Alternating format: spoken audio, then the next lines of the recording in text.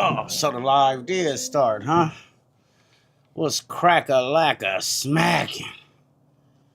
What's good?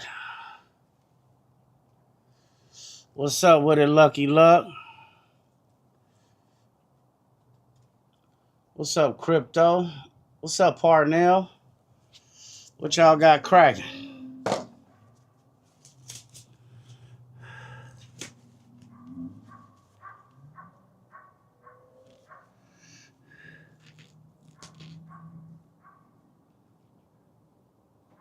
Oh, damn.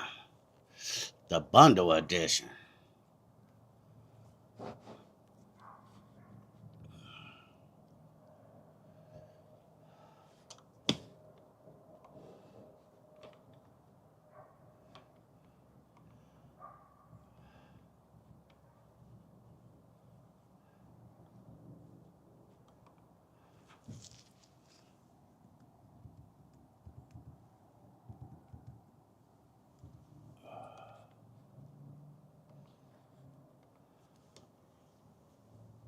Can y'all hear me?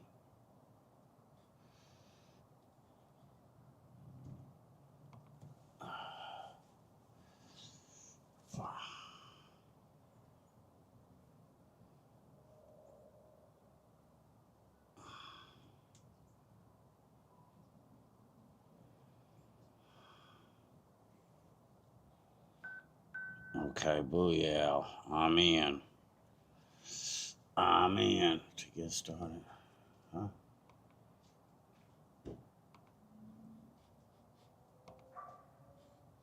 Warning.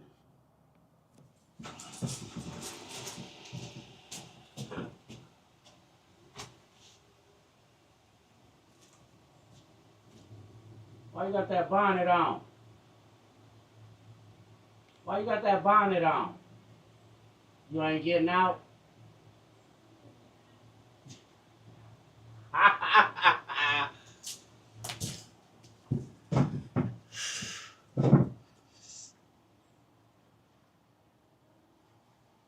Might be sleep before 12. I would take a shot to that. Let me see. Let me take a shot out of this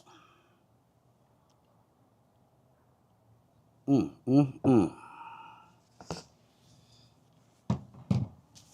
Y'all can hear me pretty good, though, with the mic right here. Y'all can hear me?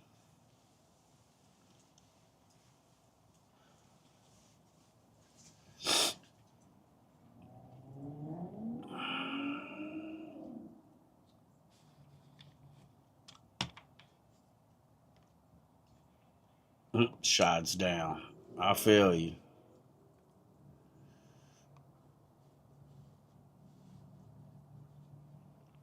Trying to pick what camera angle I want. This one is cool.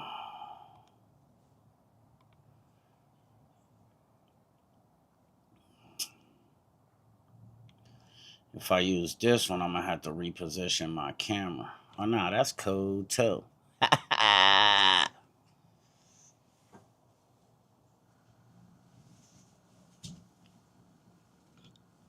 Look, talking about shots down. That's cold.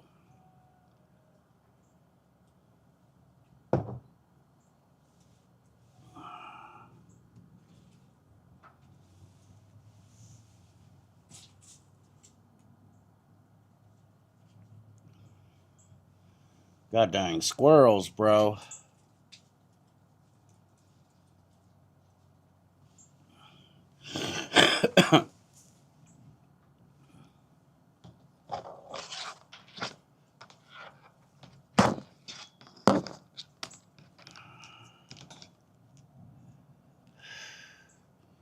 Happy New Year's, everyone. Happy New Year's. Uh-oh, look like Sunny live, too. Hey, SoCal was crack-a-lack-a smacking, my guy. What's going on?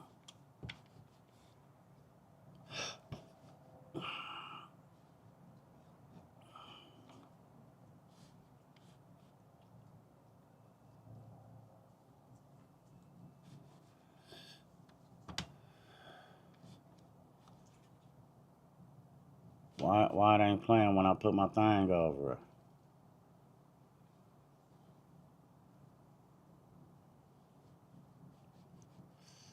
Tony, what's cracking?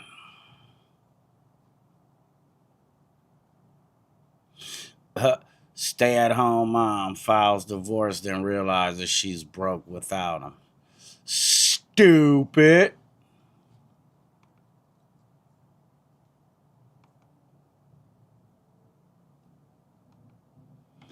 Like, I don't understand that though. Like, why I gotta double tap shit? I don't understand this Mac, y'all.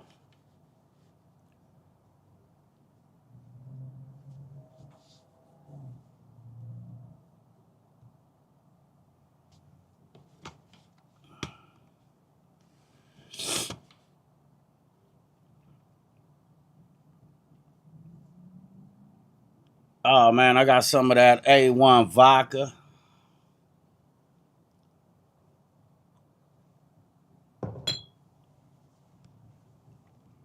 When I'm done with this one, I'm gonna grab this one.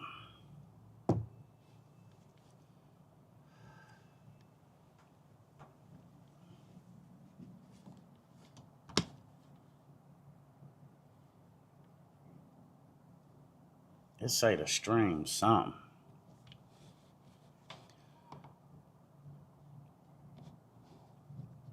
Oh, there we go.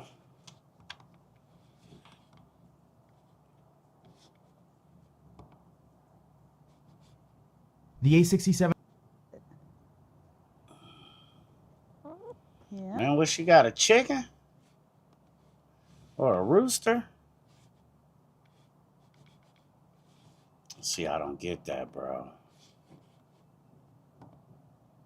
I gotta click on it.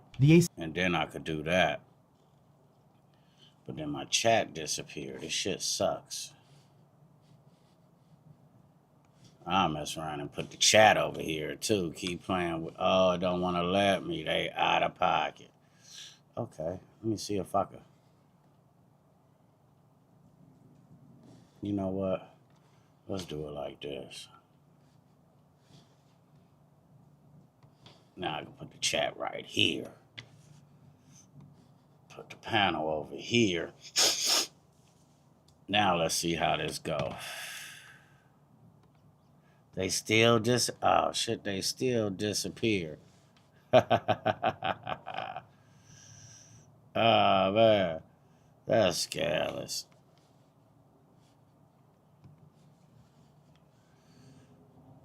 Let's see what Sonny talking about, y'all.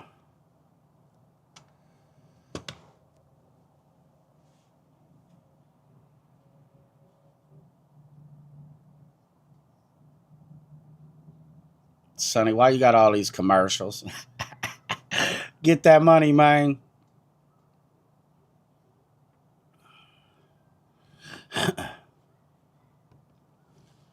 Let's see who she got in the chat, y'all. Let's see who she got in the chat. Yeah, I'ma stay up.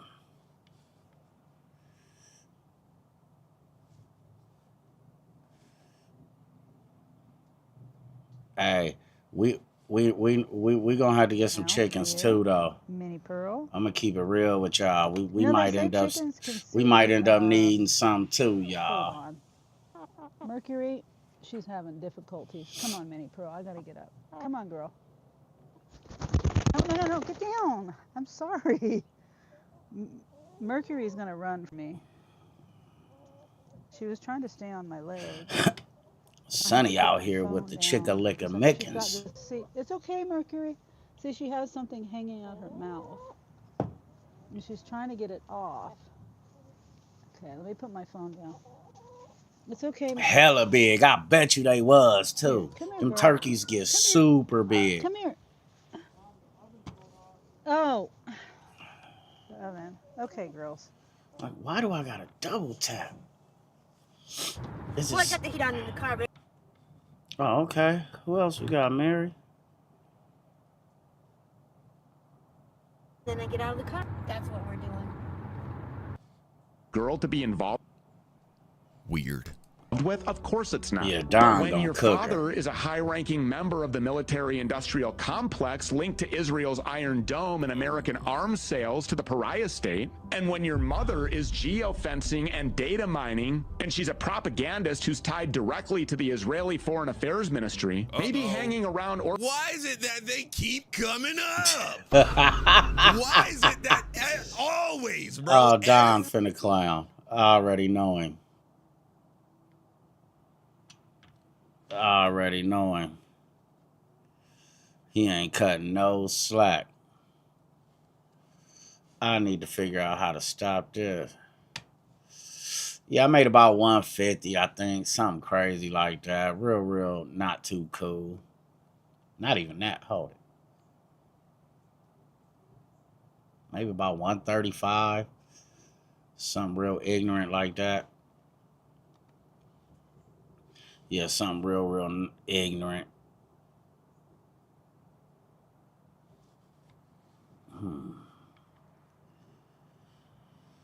So they basically either gonna force me to look at my chat.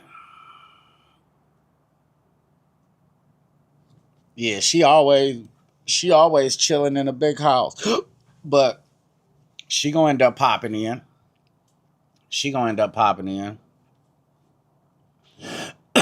Excuse me. Yeah, she gonna end up popping in. Watch.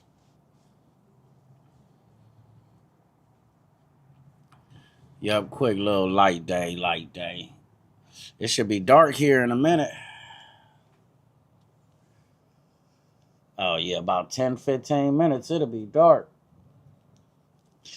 I was really going live to see how my setup gonna be tomorrow.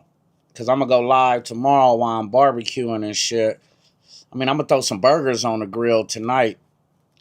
And that pack of hot links right there.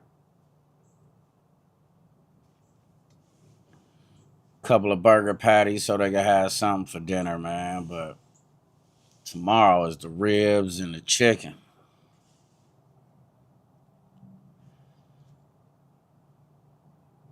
Person detected in the driveway.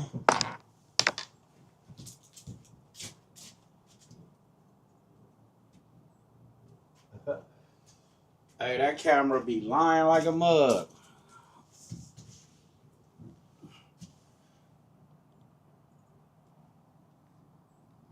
Oh, you going to the boat? Shots up to my brother, man.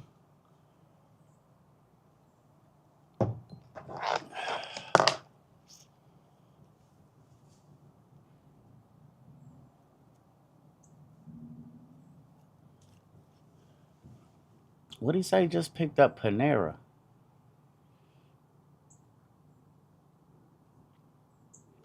Oh, to eat. Okay, I'm tripping. Had me tweaking. What's this little plus right here? Start a Q&A, start a poll. Oh. Doc, if you in here, I found it. I found how to make it members only.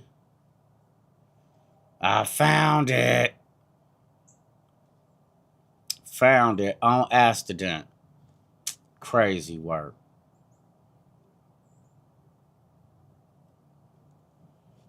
Man, I barbecue in the snow, man. I barbecue in the snow. Quick.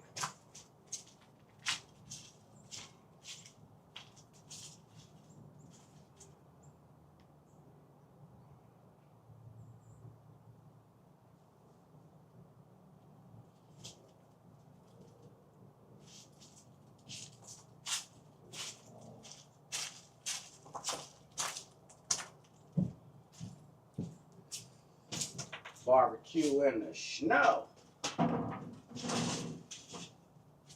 Let it snow, let it snow, let it snow. Got some cheap old hot links. That's probably gonna be cold links.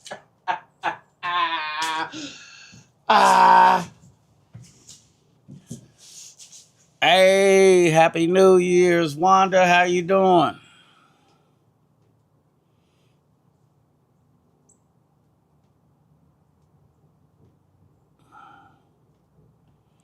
Yeah, hell yeah. You out there in that Challenger? And you in Cali? I know your ass stay getting pulled over. He says it's too cold. Be like, it ain't that I can't barbecue. I don't want to. It's too cold out there.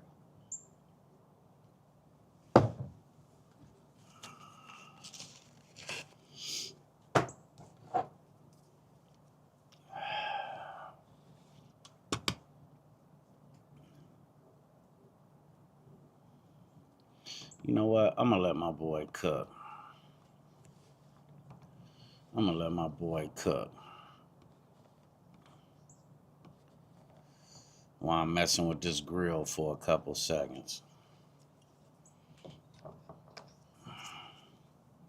Hold on. Come out of my wife's mouth, bro. Nobody could ever compare to my husband. No one will ever replace me. Make sure y'all can hear it. No, but I do see some similarities. But, inshallah, let these words never come out of my wife's mouth, bro. Nobody could ever compare to my husband. But, right after he dies, too, that's so fucking savage.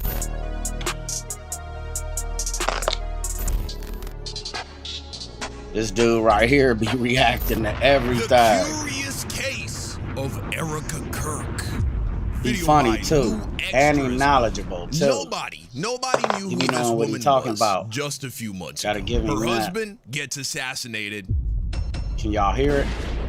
Now she's everywhere. You're doing great, she good. has been put in a position where everybody should feel empathetic or at least sympathetic to her shit, situation. really, her I could come up out of it because it got up to like 64 in front of today everybody, or in something. front of the real world.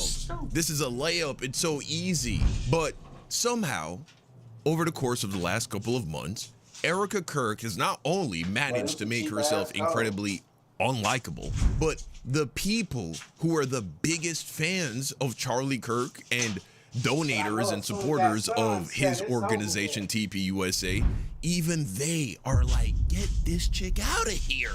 She's weird.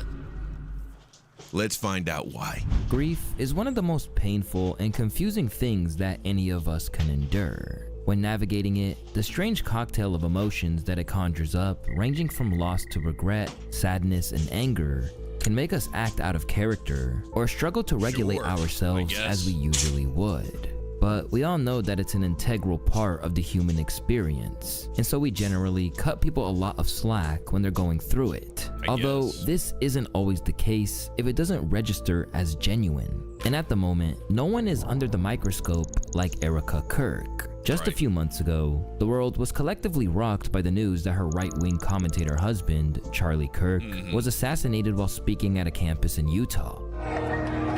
Breaking news. Yeah, that's the Valley University. That's the homie from Jamaica. There, flooded by law enforcement. The conservative activist I Charlie think he Kirk said he came to has the died States when he after was being like shot during an 15. event. And despite the fact that everything would suggest that she's suffering like never before, his wife has not been given a whole lot of grace by the public. Because in the eyes of many onlookers, I think she was given a lot of grace at first. She was given a whole lot of it.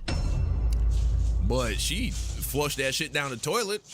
there is something dark going down. And the more that people dig, the more they're not liking what they see at all, leading to way more scrutiny on a widow than you would ever expect. I mean, Serve a just God. she keeps putting herself in front of everybody. She's doing interviews, she's doing conventions and shit. Like, it's kind of her fault. And I rest easy in knowing that he's sovereign, but he's just. Very weird, very weird. And so let the Lord handle that. Okay. Would Charlie have forgiven his killer? He's in heaven.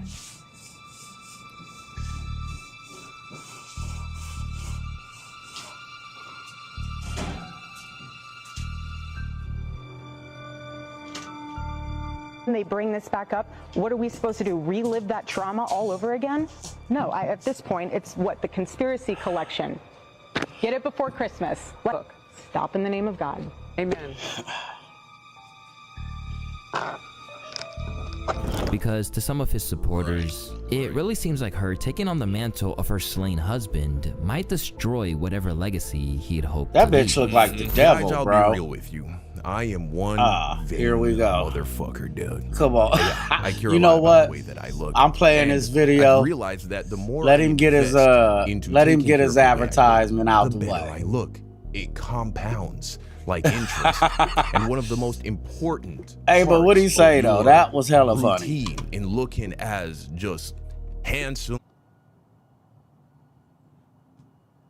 Destroy whatever legacy he'd hoped What'd he to say? leave. Guys, I'll be real with you. I am one vain motherfucker. Yeah, I care a lot about the way that I look. I'm And one I've vain realized that the more mother- I invest Shut into your taking mouth. care of the way I look, the better That I is look. hella funny. It I'm gonna take a shot to that. Me like too. interest. And one of the most Me important too, Dom. parts of your routine in looking as just handsome as possible is an effective skincare regimen. Tiege Hanley, today's sponsor, is gonna make that happen for you, just like they did for me. Use my link down below. You'll get 40% off this entire skincare kit. Look how much shit is inside the box, man.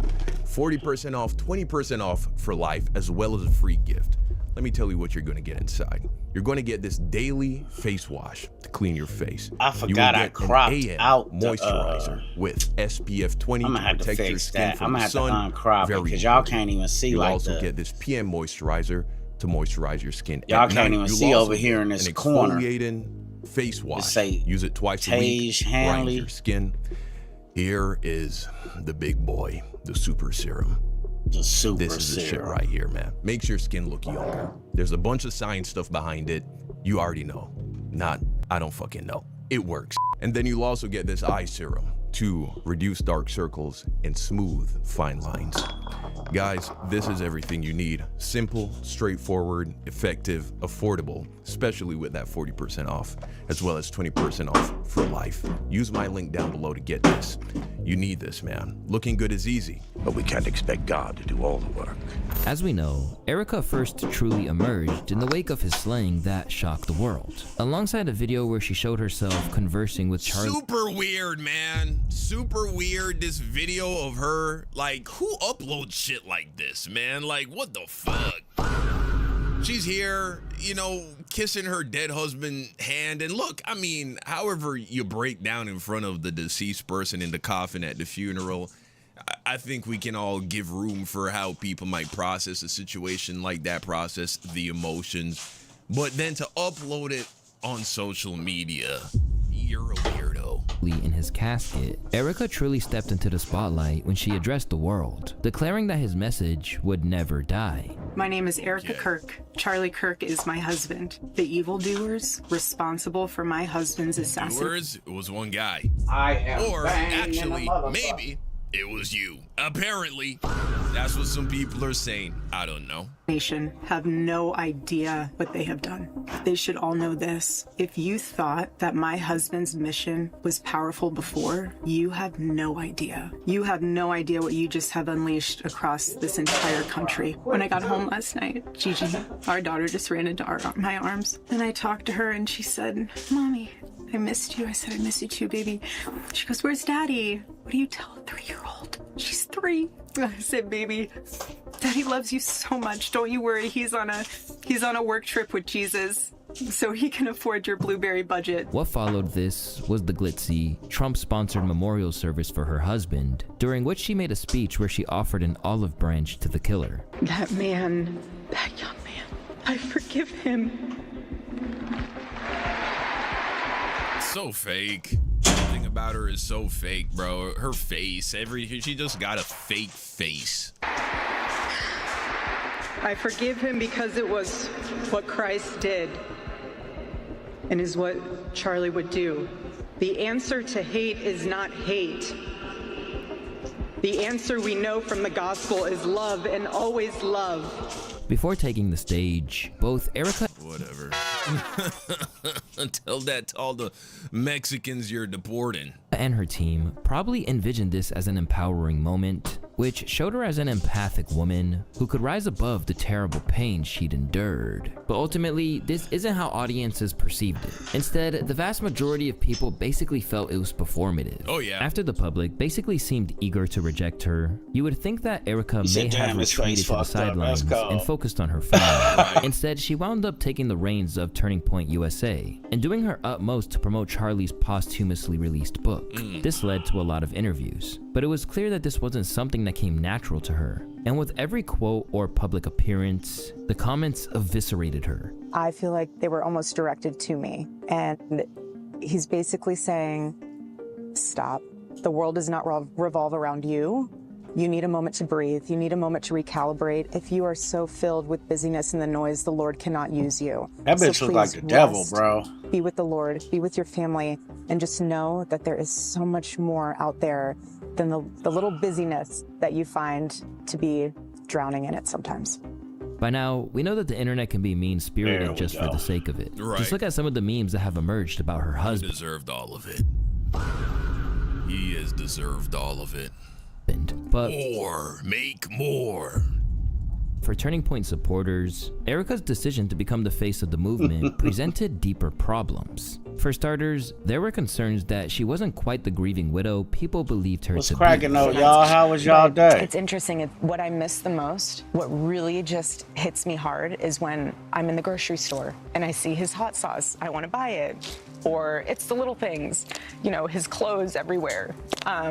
Excuse me, but it's the little things. And I know that people who have experienced loss totally understand what I'm saying. It's the small things that just get you. I'm looking at the recording it's the visual software, of, watching it. you That know, way I can Daddy see the coming chat. Let home me and see to how the it world, look he was if I'm Charlie looking at Kirk, the but to us, actual he was my screen. love of my life. It still my look like I'm children's looking at it, huh? Dad, I'm so sorry. Before long, it got so bad that people were decoding her mannerisms to try and determine her true motives. Told while you many she of them looked like simply the longed for devil. the time where She really does. You know, people were putting this shit. Anytime I talk about Erica Kirk, people would say Bride of Chucky. She's giving Bride of Chucky in the comment section. And at first I was like, yeah, probably. But when the very first time, bro, I saw them side by side, I was like, God damn. This shit is like fucking spot on, man. It's weird. It's crazy. her mannerisms to try and determine her true motives, while many of them simply longed for the time where she wasn't a public-facing figure. Right. Hey, this is not a grieving woman. Well, we not had a only that, grief but- counselor on here. We had a body language expert on here. Both of them said, the grief counselor said, this is not grief. Yeah, she you know, probably everybody happy grieves he differently gone. thing. I know that. I have seen plenty of women grieve in my lifetime. I have seen that personally in my life. People that I know watching women grieve. They do. They all grieve differently. But this is not grief. Look, like if she became like super obsessed with something, like even that would be normal. If like you went over to her house and her entire house is just filled with like clay pots, like she just can't stop making clay pots, or like knitting or Don, you painting, stupid. you know what I mean? Or she Clay just became like pots. super obsessed with gardening, or if she was just an emotional wreck, or she seemed completely emotionless, like just like her soul was gone. Like all Yep. of these That is a would grieving be person, though. acceptable, bizarre behaviors that people would be like, people grieve differently. Yeah, but this bitch doing this whole, interviews, laughing. You know, coming out to fireworks, The doing fireworks. fucking cartwheels on the TPUSA stage. Oh, I ain't you even know, see the it's cartwheels. It's just not what grieving looks like, bro. I've never seen this shit before. It's so fucking just fake. Charlie Kirk an apology. We were like, how dare you say women should stay at home? But now that we've seen a lot of Erica, it's like, oh, okay. I still don't agree, but I do get where you were coming from. But if she thought things were going bad beforehand, Man, it on was nothing compared to everything. what was to come. That's When Charlie exactly supporters what it believed that she seemed like. crossed the line she couldn't come back from. What was During that? an event, Oh, Erica yeah, was yeah, I seen drove as earlier. I'm President done JD driving Vance now. In a way that some people deemed to And be Uber a just little sent me too an close for $80 comfort. ride, Oh, too. yeah. Well, When they it didn't was send paired it to with me. I quotes would have like, took it. Yeah. I would have did it live when I got back. They put it in This, the where she lavished in the praise match on thing. fans. These were not the best optics. No one will ever replace my husband. No. But I do see some similarities. But Inshallah, But- let these words never come out of my wife's mouth, bro. Nobody could ever compare to my husband. But right after he dies, too, facts. Nobody can compare to my husband, but where you get a butt up out of that? You know what? I know Don gonna cook. Let me let Don do it. But Erica was seen hugging Vice President J.D. Vance in a way that some people deemed to be a little too close for comfort. And when it was paired with quotes like, "Oh yeah, J.D." Did I go back where far she enough? lavished praise on Vance. These were not the best optics. No one will ever replace my husband. But I do see some similarities. But inshallah. Oh, let what I'm these words watching, never come out of my wife's mouth, bro. Nobody. the can homie ever Young compare Don to my reacts. husband. He But right after he dies, he probably finna dude, cook that's this so chick. What it say? savage. Why of no my one husband trusts than Erica JD, Kirk. than Vice President J.D. Vance. I do. And that's why I'm so blessed to be able to We Weird just to make going that through comparison videos, at all, watching. period. Even like besides the I fact put that this he one was on while I try to murdered, get this just grill in going a any little regard, bit. You don't want that. You don't. Because I know the homie Young Don to introduce hold him it down. tonight because he understands the fight that we're up against. And he can articulate that in a way that transcends. He's an amazing man. Suddenly, Look how she received looking major when she blowback talk from some about him. portions of the right. while This others dude were right quick to point here, out that she is documented as being somebody friends need to with whoop JD's his wife, ass. Usha. In response, she claimed it was commonplace for her to touch people like that. I'm starting to cry. He says he's so proud of you, and I say, God bless you, and I touch the back of his head. Anyone who I've hugged that I have touched the back of your head when I hug you, I always say, God bless you. Stop the cap. Stop the cap. Oh, stop the So where are all cap. the videos of you hugging other people, touching the back of their head? Stop Please, the somebody cap. pull that up for me. Maybe that will make this shit make more sense. That's just me. If you want to take that out of context, go right ahead. Again, that to me shows that you need a hug more than anyone else. So if anyone... They were acting like you touched the back of his ass. I want to fix it. I want to fix it where you, I mean, it's like this, how but you can see the often whole do women screen. hug men like that? It's the man that usually grabs Fuck it, let's the do it booty on live, when y'all. he's hugging. Let's do it on live. Let's do it on live. Let's do it on live. Let's see. Let's see how far out this bitch come though. Oh shit.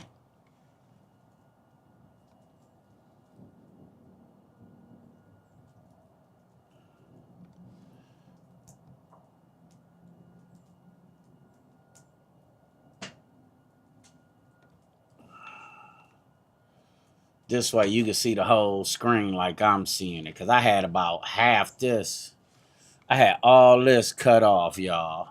All this. Now let's see how it rock. Romantic partner, his girlfriend, his wife, etc., etc. Imagine trying to let that shit. Explain Yeah, that every shit time to she your talk girl or about to JD anybody. Vance, her Oh, shit yeah, light you know, up. I just like to cup the right cheek whenever I hug a chick, you know, and then I tell her God bless her. He's stupid. You know what I'm saying? Like, come on. He's the whole stupid. holding the back of the head, that shit is wild, bro. If I did that... Like, just imagine your girl holding the back of a guy's head like that when she hugged him. That shit ain't normal. However, a Yeah, whole that lot shit of the ain't social normal. media world that you would have expected to be behind her kept claiming that there was something inherently fraudulent about her behavior. Among the main sticking points was the frequent claim that she was shedding some crocodile tears Look in at her these interviews, fake-ass as well as tears. attending lavish fundraisers at Mar-a-Lago. Right. Let everyone see what true evil is. It's interesting. It's You, what I miss bitch. the most. What really Why is she just fake hits me dabbing? hard is when I'm in the grocery store and I see his hot sauce. I want to buy it. Or it's the little things, you know, his clothes everywhere. Excuse me, but it's the little things. And I know that people who have experienced loss totally understand what I'm saying. It's the small things that just get you.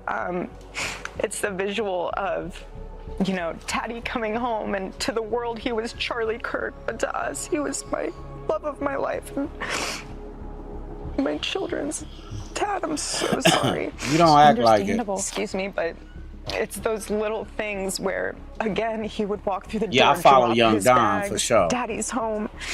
Take his phone Friday night, Shabbat Shalom, throw it in the drum. Yeah. Usha fuck around and whoop her ass. Shabbat Shalom. Drawer, and it was just all us. Yeah, I fuck with Young Don, Don, wanted bro, to make so for special sure. for him was coming home. I'd always say, baby, I don't care what time you get home. Home is here for you. Your food will never be cold. It might sit out for a little bit, but I'll reheat it. It's fine. And I just want to encourage spouses, don't get mad. It's so easy. Although you could once again make the argument that everyone grieves differently, Hey. and that perhaps she doesn't come across Y'all well see in the how media, around mine, individuals I who've got seen the her black. at times where the cameras are off are just as I like the way he got unimpressed. the YDR in in real the life at church background. since Charlie died. That's And I will pretty tell you that dope. the performance in real life is as And it's bad as it moving is on too. TV. I'm I need to talking get something reserved around photo my queue, border like bringing that. her whole entourage, not her children, showing up late, tapping her eyes when she walks back from communion because it's the one time that the whole church can see her because she's in the front row. Before you jump down my throat and say, oh, it's security purposes. No, it's not, because this church has a side section that is closer to the exit that she comes in and out of, and where only probably about 5% of the church would actually be able to see her if that's where she was sitting. But no. Yeah, she front trying to row be seat, seen the whole now. circus. As her Yup. persona unravels and is dissected piece by piece, Erica is now facing the very real prospect of the past coming back to haunt. Because once they began to actively distrust the image she put forth, people began dredging up every little thing from her past which contradicts the holier-than-thou image she's portraying today. So here's what we know about Erica before she met Charlie. For one thing, she was a model who wasn't afraid to show a little skin. Oh yeah, of course she was. Little Tatiana action over here. Along the way, she was even named Miss Arizona. Scottsdale, Caitlin Willenchik. That means your new Miss Arizona USA 2012 is Erica Franzway.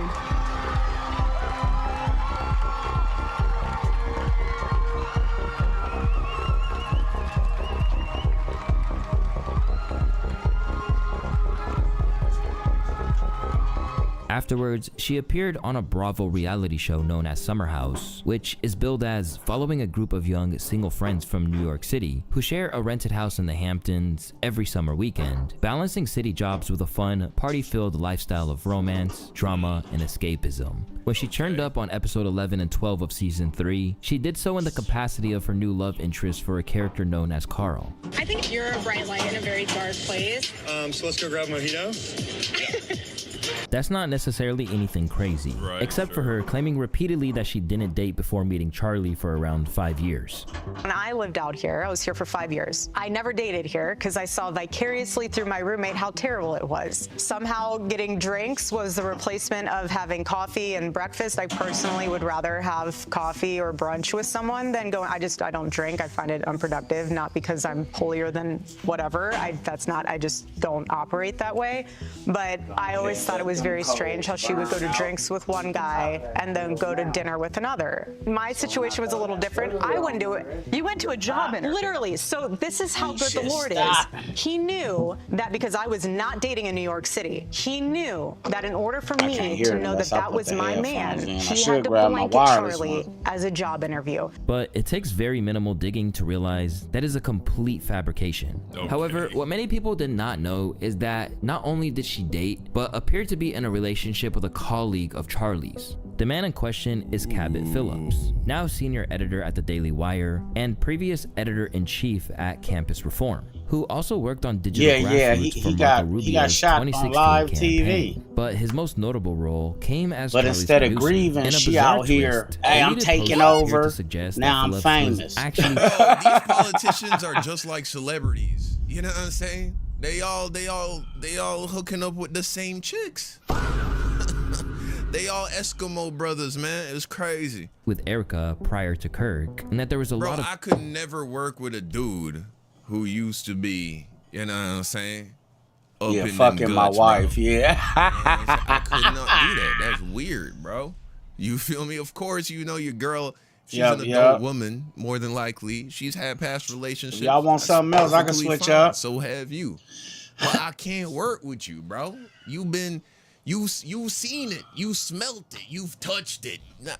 You need to go work somewhere else, man. That's crazy. The question is, did Charlie even know, though? That's the question. That's Did he weird know? In addition to saying that she didn't date, Erica has also stated that she didn't drink. So how exactly do you explain this quote She from an lying like a article written by motherfucker. her, where she talks about happy hour with my favorite human, JT Massey, conveniently my incredible boyfriend, or these posts which her activity promoting alcohol or hosting a club night? Right. Yeah, not a good look.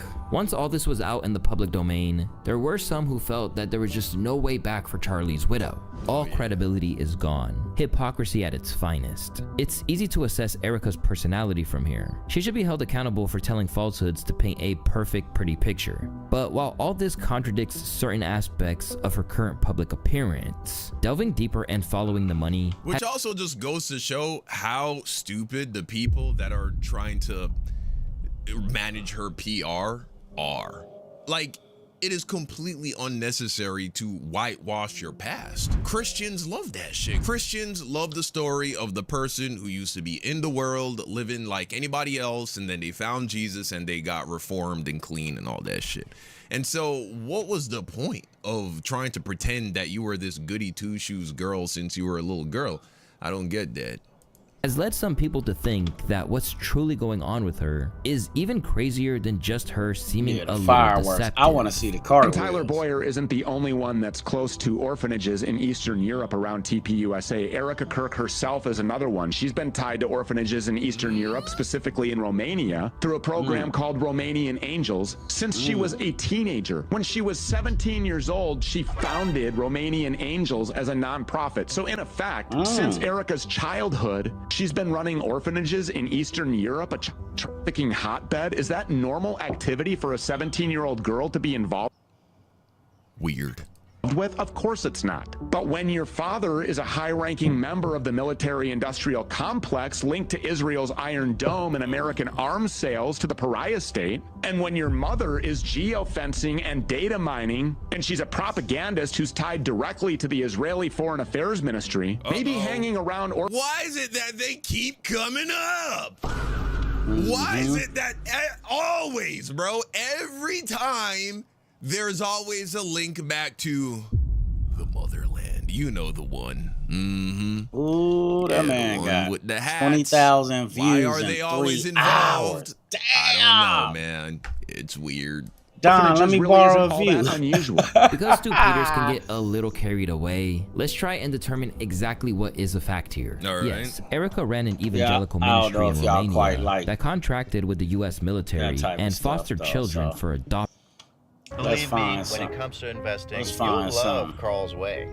Take a left here, please. But they're to feel like basically what I always tell people to. This.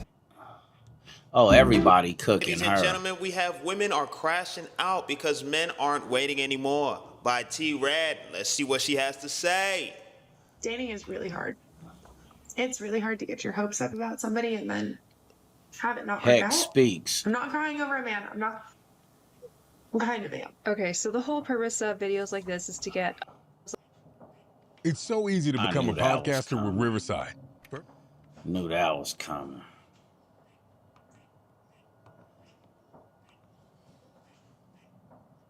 You know, it's all poor little me. I can't find anyone to date. The dating market sucks. Now I'm going to come back to this video, but I just want to show you what her dating situation actually looks like. This is going to be interesting. 2 dates this weekend. One today, one tomorrow. Oh. Rebecca, isn't that kind of quick after your How most you recent got 3 breakup? reactors? You got me, Is it? her, I don't and know. Heck. I don't think so. So she just had a breakup. She got 2 Oh, dates man. lined up. And she got so 2 dates let's see it. lined up. Let's You hear know it. she trash.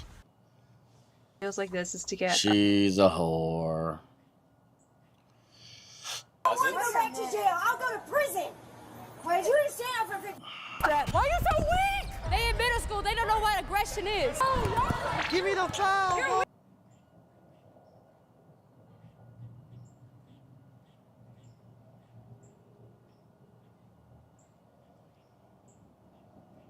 I wonder if I could watch that without getting whooped on by the monetization shit. I wonder.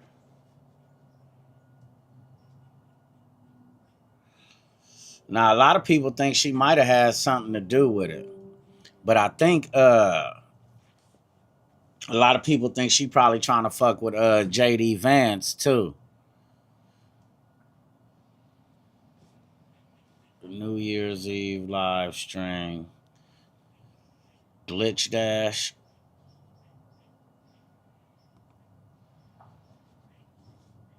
Shit like that, man. You know what I mean? Once you realize the scale. Have you ever spent hours color grading a video?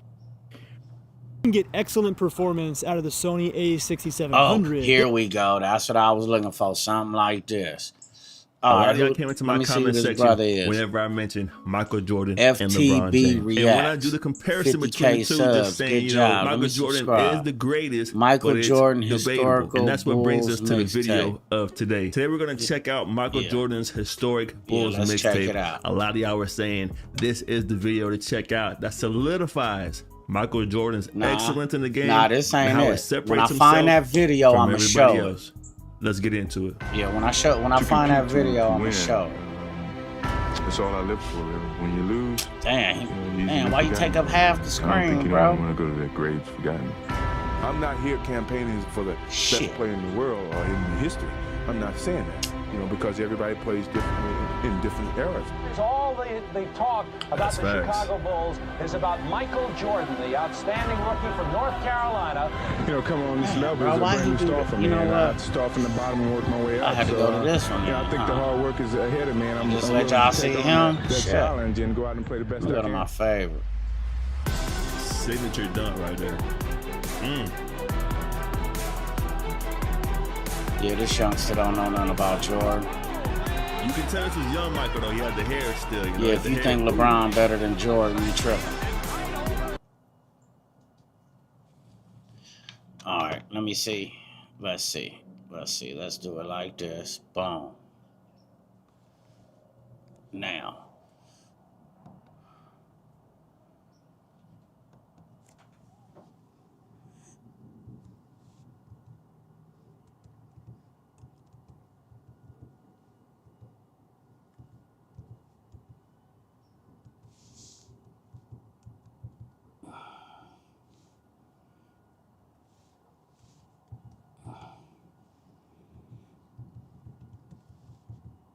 I don't know what to type in to find this damn video, man. I seen a young dude react to it the other day. Maybe I should go through my history. Life is better. Is this it? The debate rages on. Is it ever going to end? No, that ain't him. That ain't the one I seen. How long ago was that? A year ago? Nah. LeBron James fans like. I think the one I'm thinking was like 2 years ago. Show you that advanced stats. But he gave up Michael all Jordan the played stats. one. You've had this debate with someone before, and so have I. Is Michael Jordan greater than LeBron James? There are so.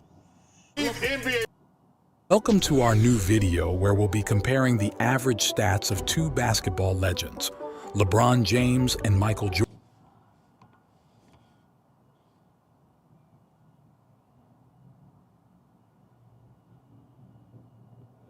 You say Charlie Kirk was a hologram?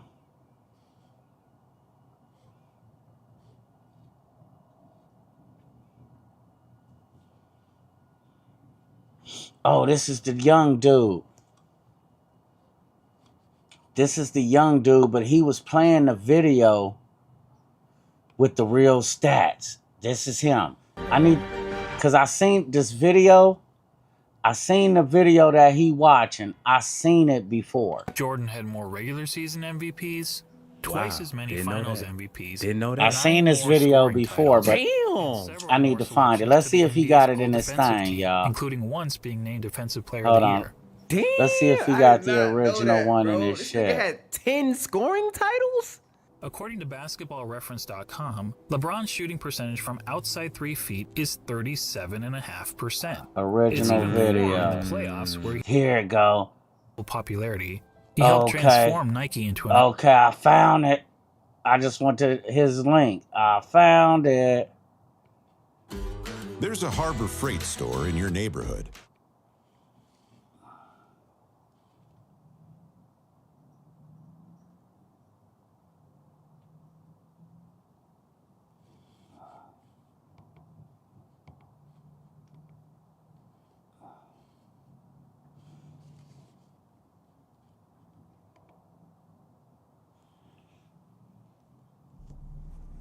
Alright, y'all, let's react to it. How long is this video? 32 minutes. Oh, yeah. Okay, yeah, y'all get hot. See what he talking about.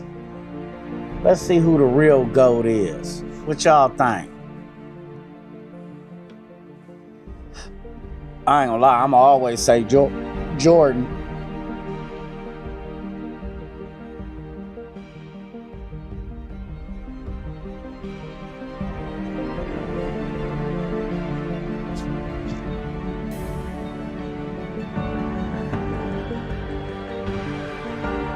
But that's just me being old.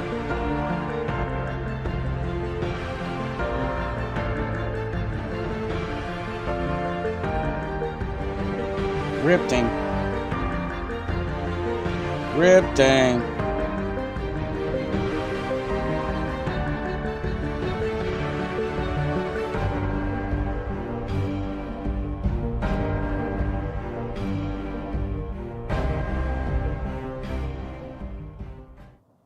Jordan versus LeBron. LeBron versus Jordan. It's a debate that has captured the public's attention for the last several years, especially after this moment in 2016, when LeBron James beat the Golden State Warriors to win the third championship of his career. Damn, In LeBron's own words, that one right there made me the greatest player of all time. That's what I felt. Right, you ain't the greatest player of all time, player. That one right there made you the greatest player of all time. But did it? Is everything since that moment simply icing on LeBron's cake? Or is LeBron destined to finish his career in Michael Jordan's shadow? We've all heard the arguments from LeBron supporters. He's bigger, he's stronger, he's faster, he's more durable. And from Jordan supporters. Michael Jordan was merely 6-0 with 6 MVPs in the finals. But the GOAT debate isn't as simple as the pundits make it seem. Fuck there it, are I'm a watching number by of factors myself. relevant in determining the greatest basketball player of all time. In fact, I would say there are 5 things that really matter when determining the GOAT of any sport. These criteria are, in no particular order, accomplishments, longevity, winning, let me cut this light on. statistics, and what we'll refer to in this video as the eye Still test. trying to lock on to me. And to be the GOAT, you don't need to be the best in any specific category, but you need to be pretty good across the board. So simply winning 7 championships, like Robert Horry did, isn't enough to get you into the conversation. When we're finished with this video, it'll be plainly obvious that one guy comes out on top. But before we get started, I want to clarify that this is not a comparison of legacies. It's about who was the better basketball player. If we were talking about legacies, Jordan's is nearly untouchable. Not only did he lead basketball to global popularity, he helped transform Nike into an empire, changed the way players played and how they dressed, and he even made it cool for guys to be bald. And while those things certainly contribute to MJ's iconic status, they don't make him a better player on the court. I wanted to say she's So let's still evaluate here. the Cool. criteria that matter, and we'll start with individual accomplishments. Take a look.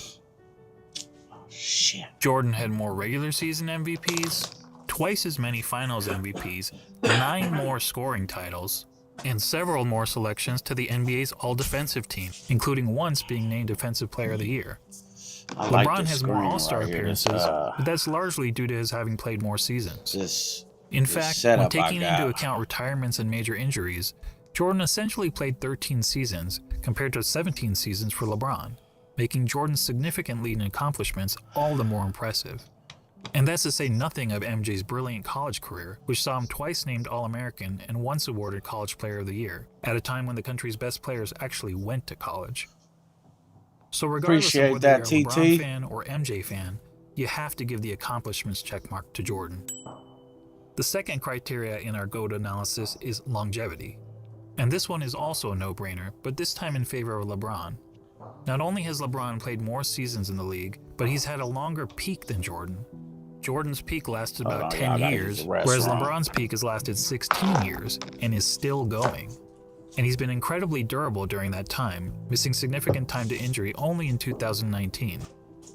That said, the claim that LeBron has been much more durable than Michael has been a bit overblown.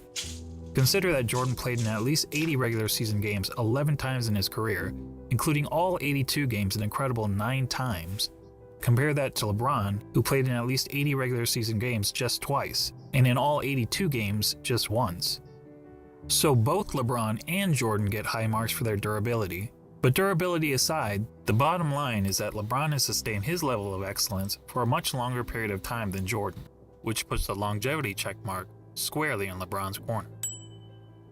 That brings us to the third GOAT criteria: winning. As we all know, Jordan won 6 championships, LeBron has won 3. Jordan is 6-0 in the NBA Finals, LeBron is 3-6.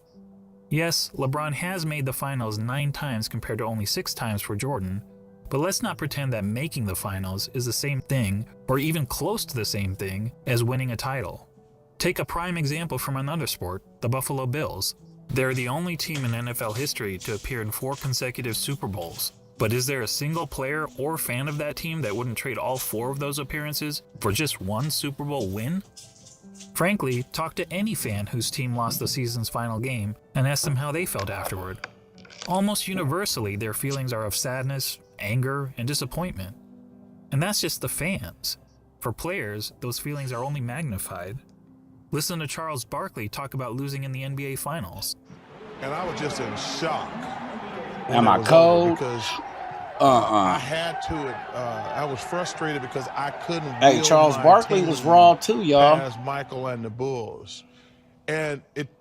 First of all, I don't think I've ever gotten over it. Number one, but that was traumatic, and it's painful.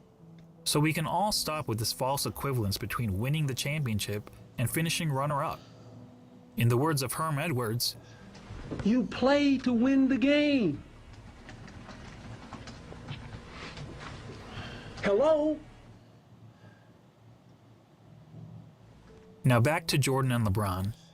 As mentioned, on basketball's biggest stage, the NBA Finals, Jordan was 6-0, LeBron was 3-6. And frankly, that doesn't even show how lopsided their records really are. In terms of individual finals games, Jordan was 24-11. LeBron is 18-31, and that's because in 4 of his 6 finals losses, LeBron's team hasn't even been competitive. Twice he got swept, and 2 other times he lost 4 games to 1. That includes being on the wrong side of the 2 most lopsided finals by margin of loss in NBA history. Of course, LeBron fans will tell you that the only reason for LeBron's poor finals record is that his competition was so tough. Ironically, some of these same fans criticized Jordan for losing early in his career to a Celtics team stacked with 5 Hall of Famers, and they conveniently gloss over the fact that LeBron reached the finals so many times in part because the competition in his own conference was so weak. During the vast majority of his career, LeBron played in what many dubbed the Leastern Conference because the East was so much weaker than the West. On the other hand, during Jordan's playing days, the East was generally considered the stronger conference, as Jordan had to battle through hard-fought rivalries against the Bad Boy Pistons, Patrick Ewing's Knicks, the Shaq Penny-led Magic, and Reggie Miller's Pacers. That said, if you want to blame LeBron's failure in the finals on the level of his competition, I won't argue with you. But let's also not blow it out of proportion. If you look at the average number of wins of their finals opponents, you'll see that LeBron's finals opponents averaged 60.8 wins per season, whereas Jordan's finals opponents averaged 61.2 wins per season. So as it turns out, both players face stiff competition in the finals. But a big reason we don't hold the 93 Suns, the 96 Sonics, or the 98 Jazz in the same regard as some of LeBron's finals opponents is because, unlike LeBron's adversaries, Jordan's opponents never actually won the Larry O'Brien Trophy. Which goes to my original point, that the difference between winning the title and finishing runner-up is huge. And the reason those teams never won the title? This guy. Look, I'm not trying to say that Jordan's opponents were as good as the Warriors teams that LeBron faced 4 times in the finals. The truth is that Jordan never played a juggernaut quite like that. But there's a pretty good reason for that. Jordan's Bulls were the juggernaut. They were the team winning 70-plus games. They were the team with the target on their back every year. And as the Warriors showed us, that's not an easy place to be. As great as the Warriors were, they were never able to string together 3 consecutive championships. You say a lot of people may Jordan's think I'm Bulls still did out of town. Twice. So what's the greater achievement? Beating the juggernaut or being the juggernaut? Or to be more specific, Beating the They Juggernaut could. 1 time out of the 4 times you faced them? Or being the Juggernaut year after year after year? And then doing it again, year after year after year? There's no doubt that LeBron's victory over the 73-win Warriors was the highlight of his career. But it's not the first time that an underdog has won the championship, and there actually have been much bigger underdogs who ended up winning the title. But how many times have we seen a player lead his team to 6 championships in 8 years? Prior to Jordan's Bulls, only Bill Russell's Celtics ever accomplished that feat in the NBA, when they incredibly won 11 championships in 13 seasons. However, back then, there was an average of less than 10 teams in the league, and only a couple rounds of playoffs, so it was considerably easier to win a title. And no player, not even Bill Russell, ever had a run of winning 25 of 26 playoff series, as Michael Jordan did. Damn. And Michael's pattern of winning goes beyond the NBA. Let's not forget that Jordan has never won anything but gold in the Olympics, and he also earned an NCAA championship, in which he hit the first of 2 iconic championship-winning shots in his career. All that is to say, when it comes to winning, the checkmark clearly goes to Jordan. Make it a habit. A 10-minute AI.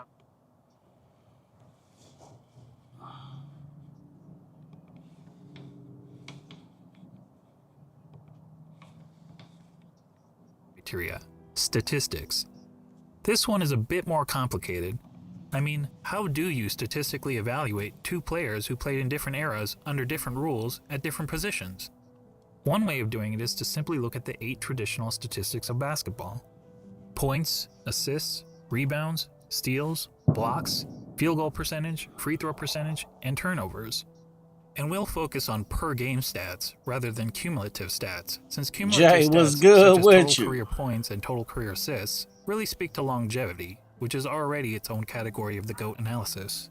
Per game stats, sitting on here the other hand, debunking is more this of an apples-to-apples comparison. LeBron versus So looking Jordan at the 8 debate. traditional stats, we see that Jordan leads LeBron in 5 of them: points per game, steals per game, blocks per game, free throw percentage, and fewer turnovers.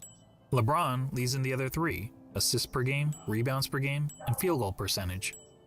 But that's a pretty simplistic way of looking at statistics. What if we instead turn to analytics? Probably the most well-known analytic stat is player efficiency rating, or PER for short. This metric was created by respected basketball analyst John Hollinger to give an overall rating to a player's performance based on traditional stats like the ones we just mentioned. Jordan has led the league in PER 7 times. Wanda, you just LeBron, said it 6 too. times. Jordan has finished top 3 in PER 10 times. LeBron, 9 times. You just said it. Young Don just dropped another video. It say Anthony Joshua nearly dies in Nigeria. Let me know if y'all want to go check that out.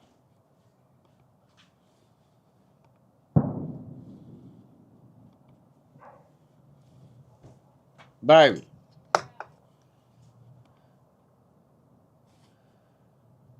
In fact, Jordan has the highest career PER You in can come both the right here regular real season quick. and the playoffs. I say you can come right Another here popular real quick. analytic stat is win shares. Jordan has led the league in win shares 8 times, LeBron 5 times. Jordan has finished top 3 in win shares 11 times, LeBron 6 times. And when it comes to win shares per 48 minutes, Jordan has the highest career rating in both the regular season and the playoffs. What about box plus minus? Until recently, LeBron was actually ahead of Jordan in career box plus minus. But after the 2017 season gave Russell Westbrook the greatest single-season box plus minus in history by a wide margin, the architect of box plus minus realized that the stat was fundamentally flawed. So he made some changes to improve its formula. As a result, Michael Jordan now has the highest career box plus minus in both the regular season and the playoffs. And lastly, what about value over replacement player, which on its face seems to favor LeBron James? Well, value over replacement player is a cumulative stat, and as previously noted, cumulative stats speak more to longevity than they do game-to-game dominance. That said, according to value over replacement player, Jordan owns 6 of the 9 greatest individual seasons ever played. And on a per-game basis, MJ's career... Amanda, appreciate that. Appreciate that $5. Thank you. Happy New Year's to you and your family for sure. For sure, for sure. You in San Antonio? Really? Nice, nice. I know you like my sweater. And my hat.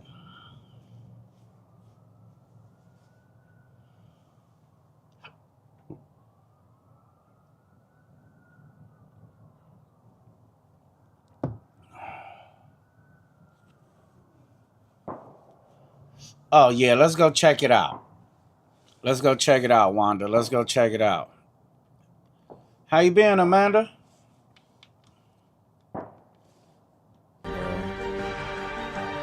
Let's go right here. Young Don told you. Texas was feeling...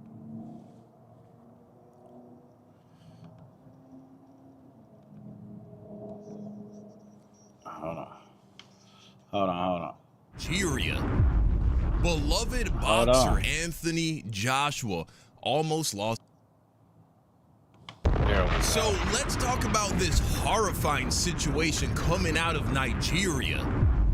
Beloved boxer shit, you Anthony moved out of Oakland? Joshua almost lost his life in Nigeria. Man, he was in. You moved out the hills? You permanently moved out here for real? Nice. Nice. Congratulations. Congratulations for sure, for sure.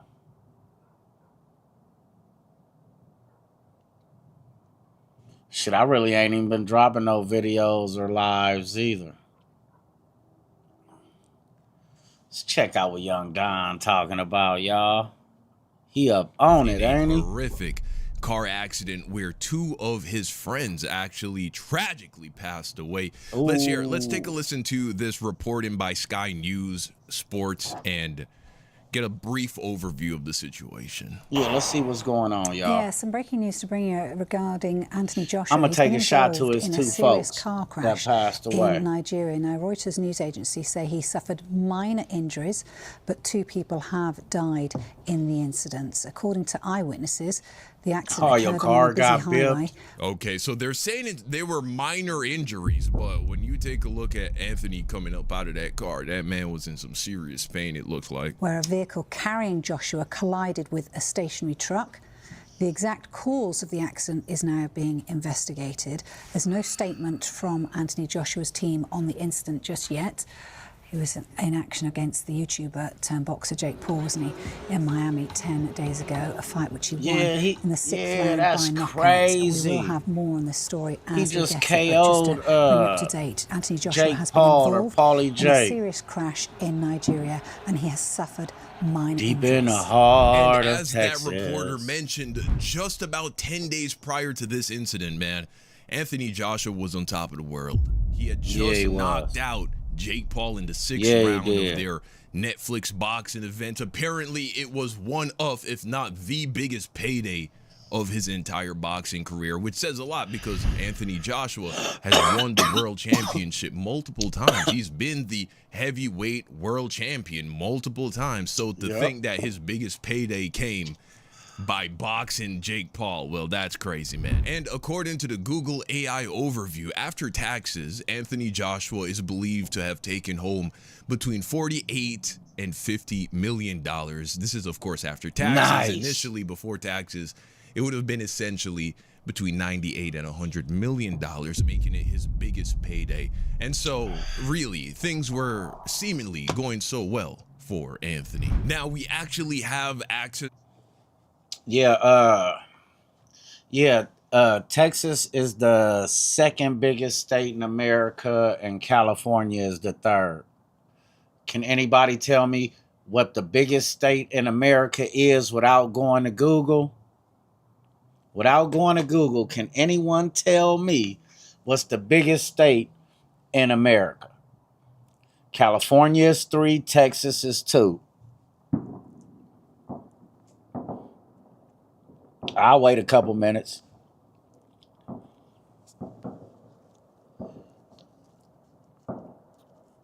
Yep. Alaska is number 1.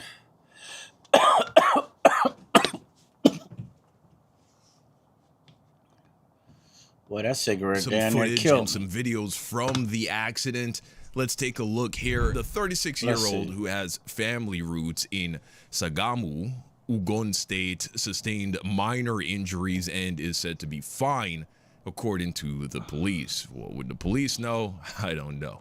Images and videos circulating online appear to show Joshua being assisted from a damaged vehicle, while local media report that 2 people sadly lost their lives in the incident. Our thoughts are with everyone affected. And here we can actually see an image of Anthony's face as he is being hoisted up out of the car by onlookers, driver-bys, civilians. You have people taking pictures and videos, of course. I think Anthony might have even been unconscious right here. He was apparently unconscious for a good period of time, like about 10 minutes, and he had to be awoken by the people who came by to check on him. Here is Anthony inside the police car, is what it would appear to be, presumably about to be transported to the hospital. Here we can see some of the passerbys actually helping Anthony up out of the car.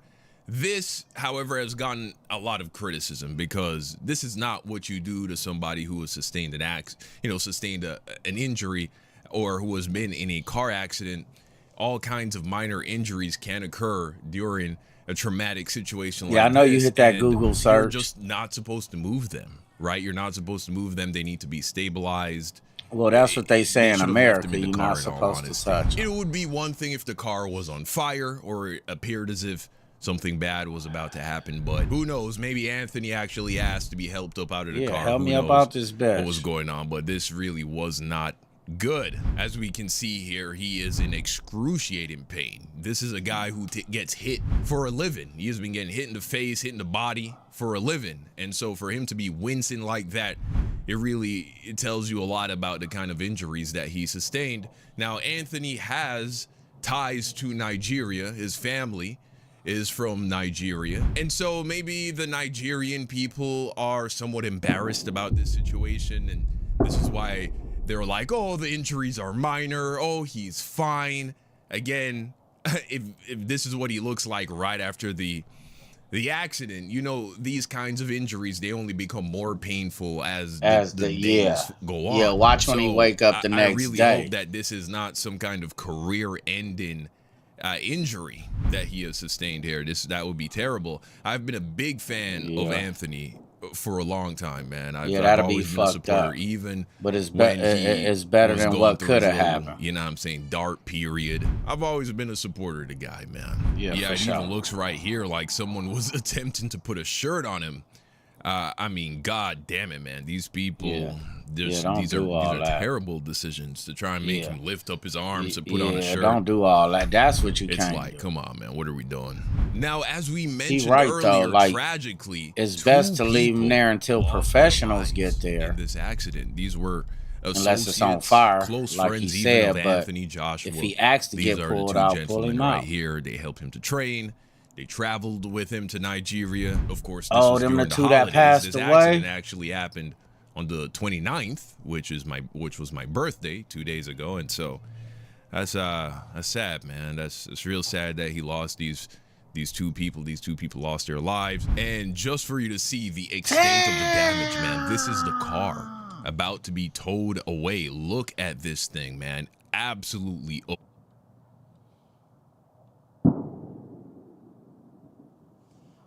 Damn. R.I.P. to them two brothers.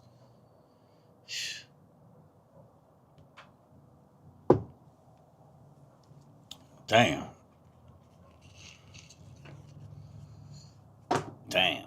Hopefully he'll be all right, though. I mean, this is where they would have been sitting. Hopefully Anthony and so be Anthony all right, Joshua, bro. he was located in the rear passenger seat behind the driver's seat, the rear seat behind the driver's seat.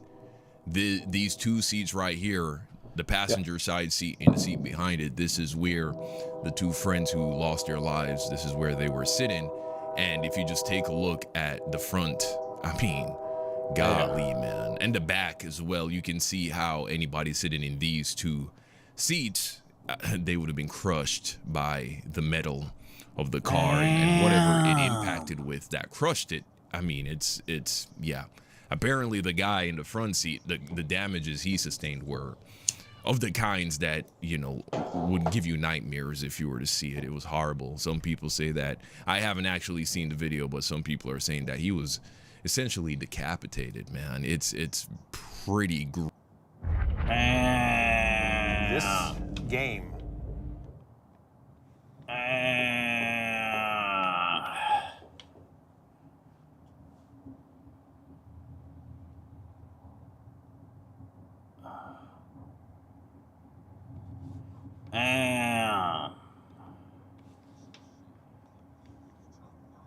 Situations like this where there is loss of life in the company of a celebrity, and the celebrity, whether they die or they don't die, usually the other people who have been affected, even when they die, they kind of get lost. Hey, what's cracking, Toya? If nobody really gives them the attention they deserve. So Happy let's take a listen to New this, Year. man. Learn a little bit more about the couple of guys who lost their lives. Anthony Joshua was involved in a car shit. accident in Nigeria. The news is focusing on how he survived as a passenger with minor injuries. However, there were 2 people with him that died. One of them was a Muslim revert that went by the Instagram handle Healthy Mindset. A brother who was involved in charity work, in fitness, and dawah. As you can see here, he is leading Anthony Joshua in prayer. And not to mention A lot of people don't know that Anthony Joshua is a Muslim. 8 hours before the accident, he was chilling, playing ping pong. Man, just hours before.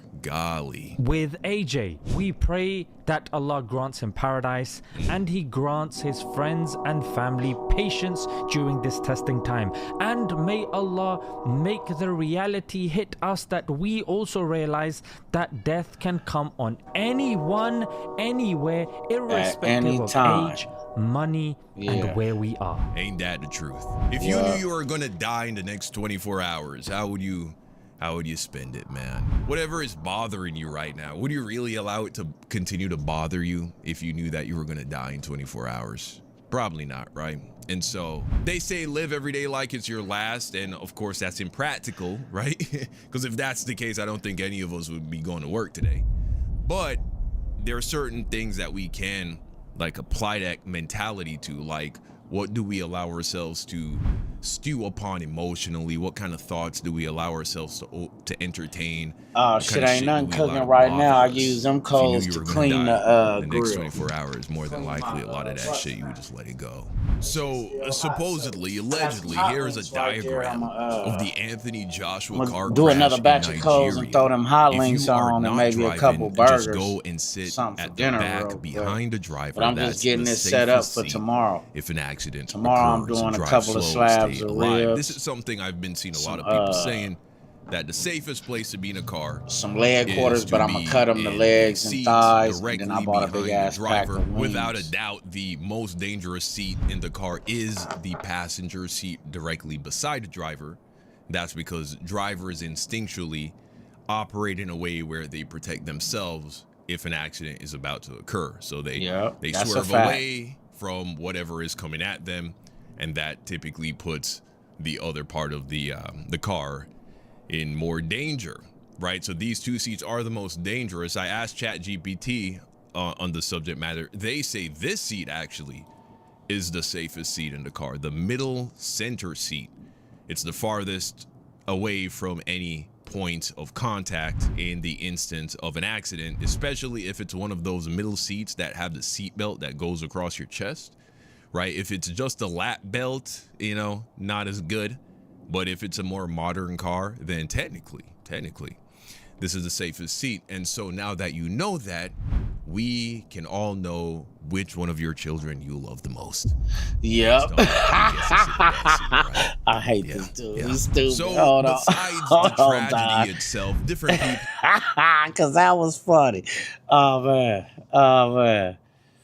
That was too funny. On the subject matter, they say this seat actually is the safest seat in the car, the middle center seat. It's the farthest away from any point of contact in the instance of an accident, especially if it's one of those middle seats that have the seat belt that goes across your chest, right? If it's just a lap belt, you know, not as good. But if it's a more modern car, then technically, this is the safest seat. And so now that you know that, we can all know which one of your children you love the most based on who gets to sit in that seat, right? Yeah. So besides the tragedy itself, different people are focusing on different things related to the accident, right? They're sharing their opinions on different things inspired from what happened. Here's a Nigerian. Well, I don't even know if this is a Nigerian woman, but listen to what she had to say. It's interesting. The video of the aftermath of the Anthony Joshua car accident is honestly such a nightmare because I couldn't imagine getting into a car accident, losing two of my closest friends, being badly injured, leaving that car, expecting to see emergency vehicles, and seeing nothing but people recording me. Right, so, you know, here she's saying, you know, that sucks, and I guess it does to a degree, but this is why you get paid hundreds of millions of dollars, right? This is what comes with it. You're a spectacle in all that you do. You can't just want people to be filming you and recording you when you're winning or when you're all dressed up and dripped out and you got a fresh haircut and you're coming out of the Louis Vuitton store and the paparazzi's not snapping pictures. You love that shit, right? You want that shit. Well, when fucking shit like this happens too, the cameras don't turn off. That's just the situation. This isn't something you would have to worry about more than likely, ma'am, if you were to get into an accident in Nigeria, right? I don't think you would have a similar kind of response. Joe Budden actually touched on a similar subject. I think a lot more thought-provoking what he had to say. Here's what he had to say when the incident first occurred. To even think about, I can't imagine what state he's in. Or a lot of hurt, a lot of pain. Talk about a pendulum of just emotions. That quick. And to lose not one but two people that you're close to. Then there's survivor's guilt. Survivor's guilt. During the holidays. Yeah, you thinking about, you know, did they have wives? Did they have children? How do you even face them, bro? How do you even talk to these people?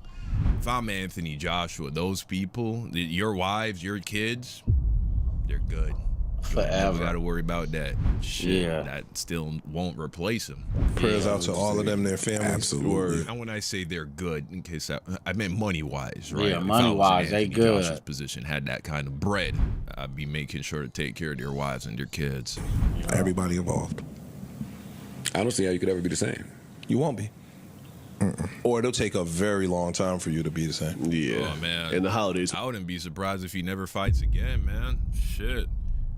You know? Will always be fucked up forever. Yeah. Christmas would not. Bro, oh my God, man. This happened on my birthday. Something like this happened to me on my birthday, bro. I mean, I would hate my birthday for the rest of my life, man. You know, Christmas is probably about to be a terrible time for AJ now. Oh, boy. Young guys in shape. Yeah.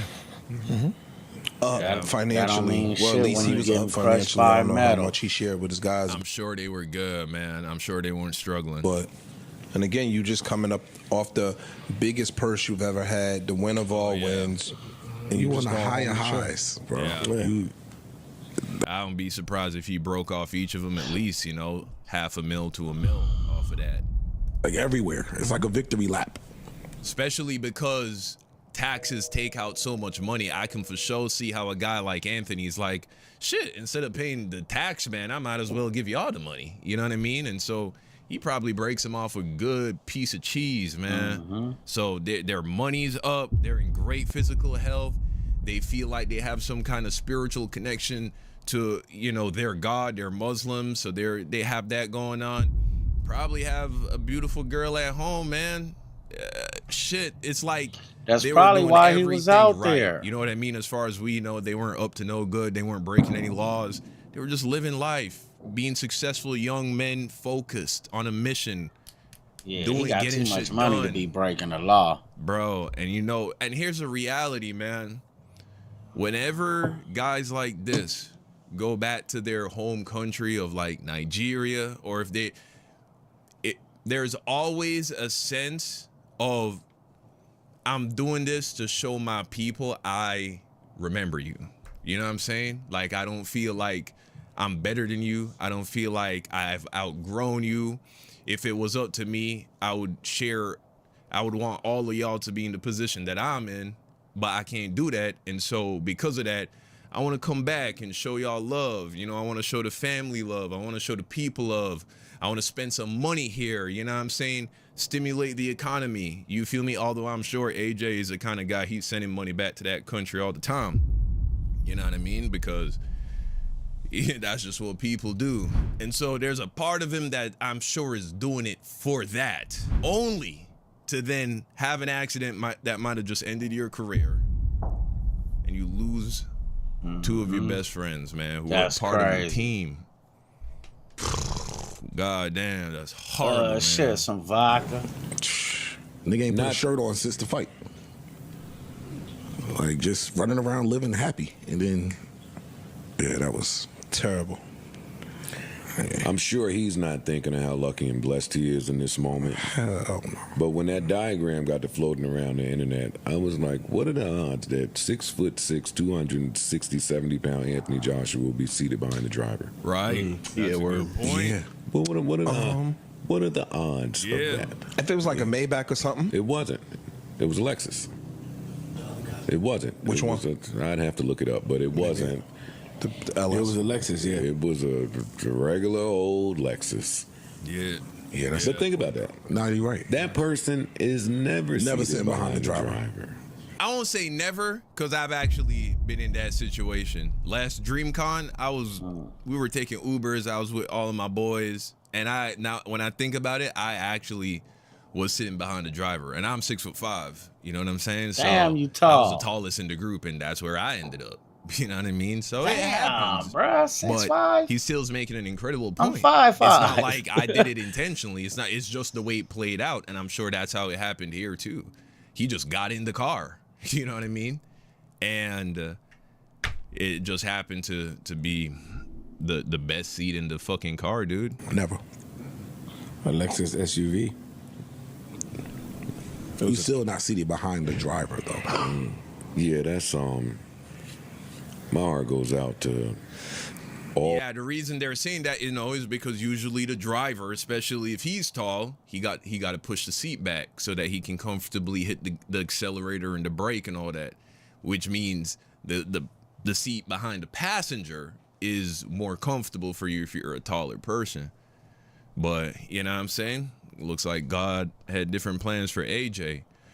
Whew, man, I would have cried if AJ had died in this situation. Of course, his life isn't less valuable than the lives of the other men, but you know what I'm saying? Like I said, bro, I've been an AJ fan for a minute.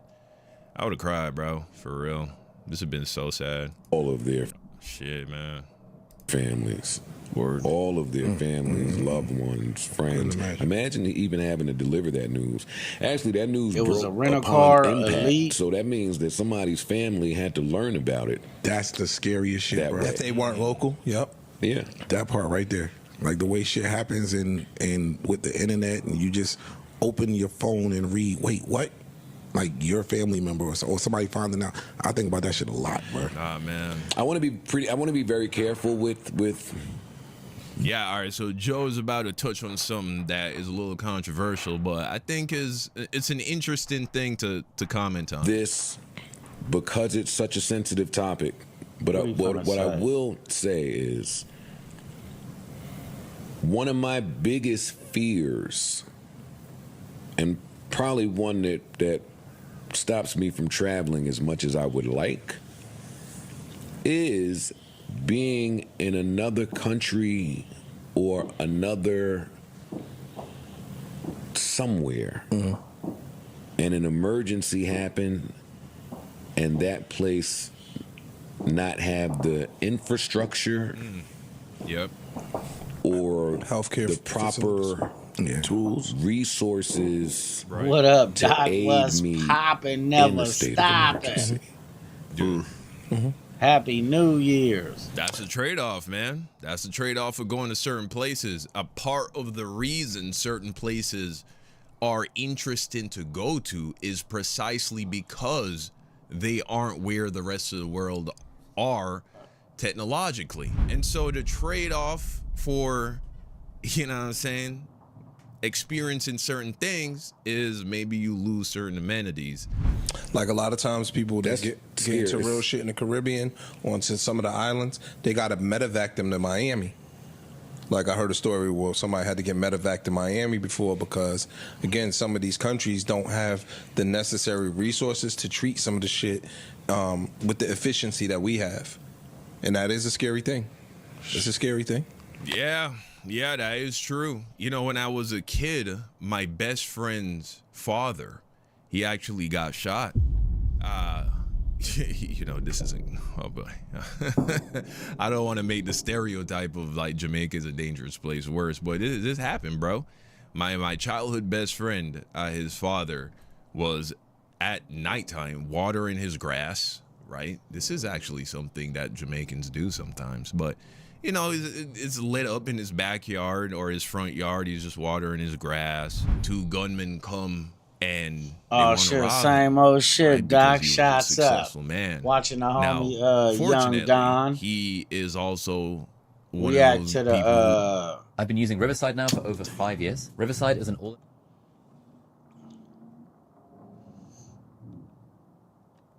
to Anthony getting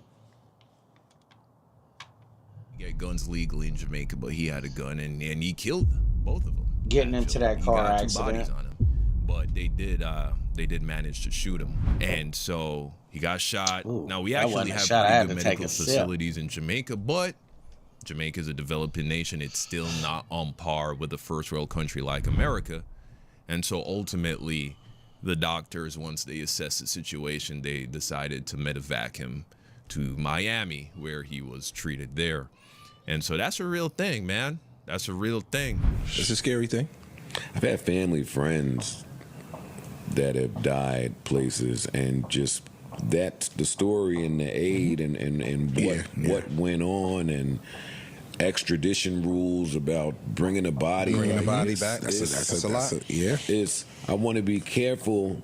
And that's not a conversation I want to have now, because that's not something I'm trying to highlight about Nigeria or this accident. No, not at all. Not at all. Like, but it is a fear of mine. One of the homies, we know him. His wife got bit by a snake in PA. Whoa. And that shit was scary. She got bit by a poisonous snake in PA.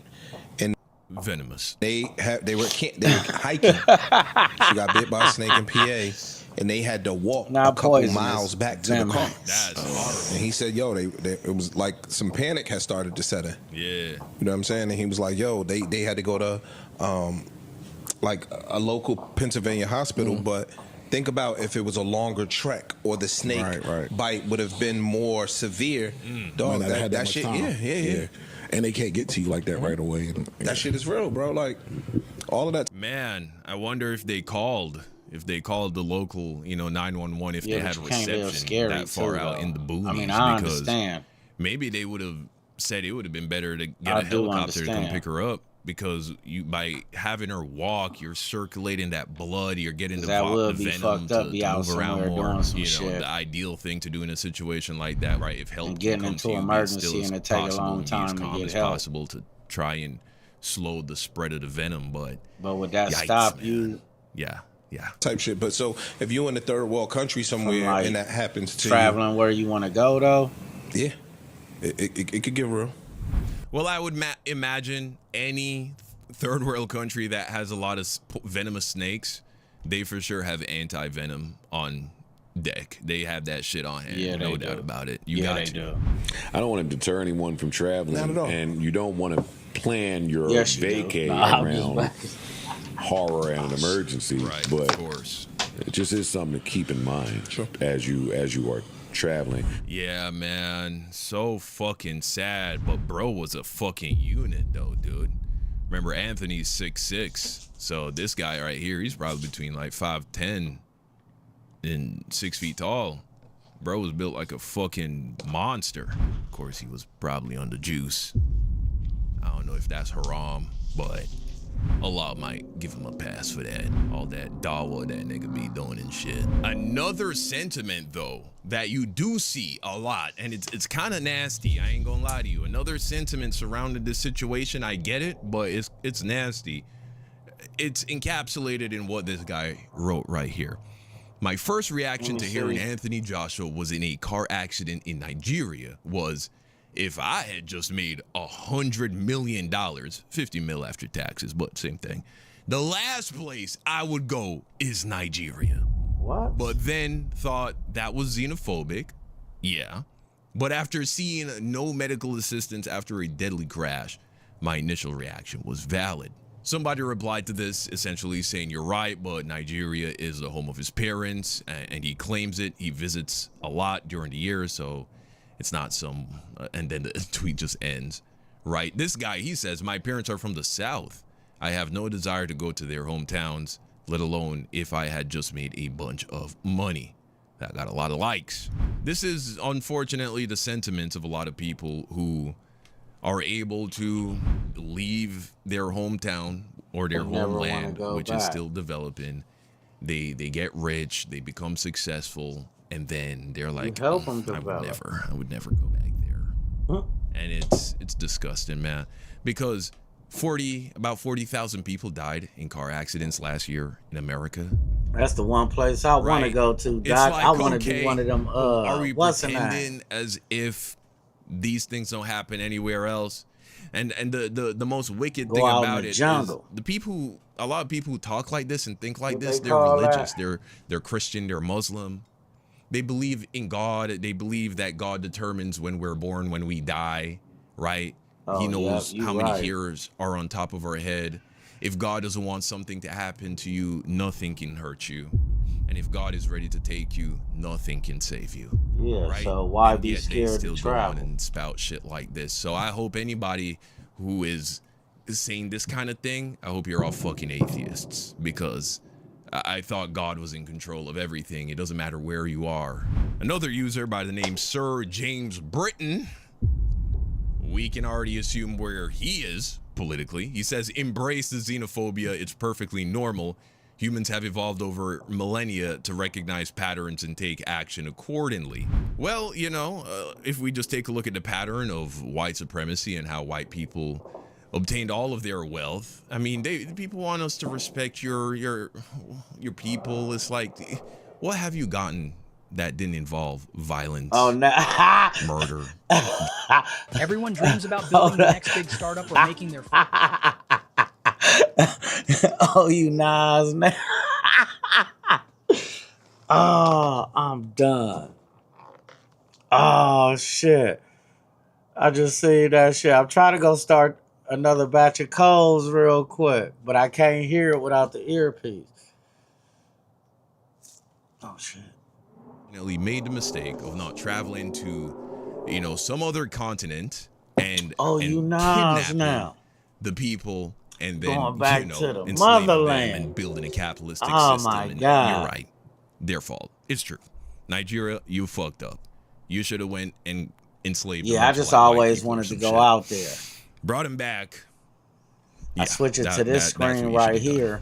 Reality because when I walk off, that camera gonna follow me when they're there. Okay, America wasn't always the first world country that it is. The UK wasn't always the first world country that it was. Here somebody says some rich people have a fetish to go to extremely poor places to rub it in on a massive scale. They just drive around all day counting money in the open. Well, maybe there are people like that. AJ certainly wasn't one of them.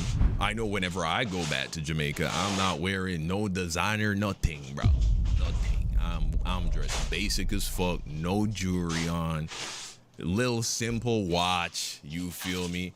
Unfortunately, my accent, my tattoos, it's impossible to disguise that I'm now essentially a foreigner, but trust me, most people, even if they're doing all right because of the opportunities they got in a different place, they keep shit very low key because that's a very easy way to put a target on your back. Somebody else says, brother, I had to repeat to myself, I hate that this fuels the justification of xenophobic and racist talking points, but this situation just made Nigeria look so bad.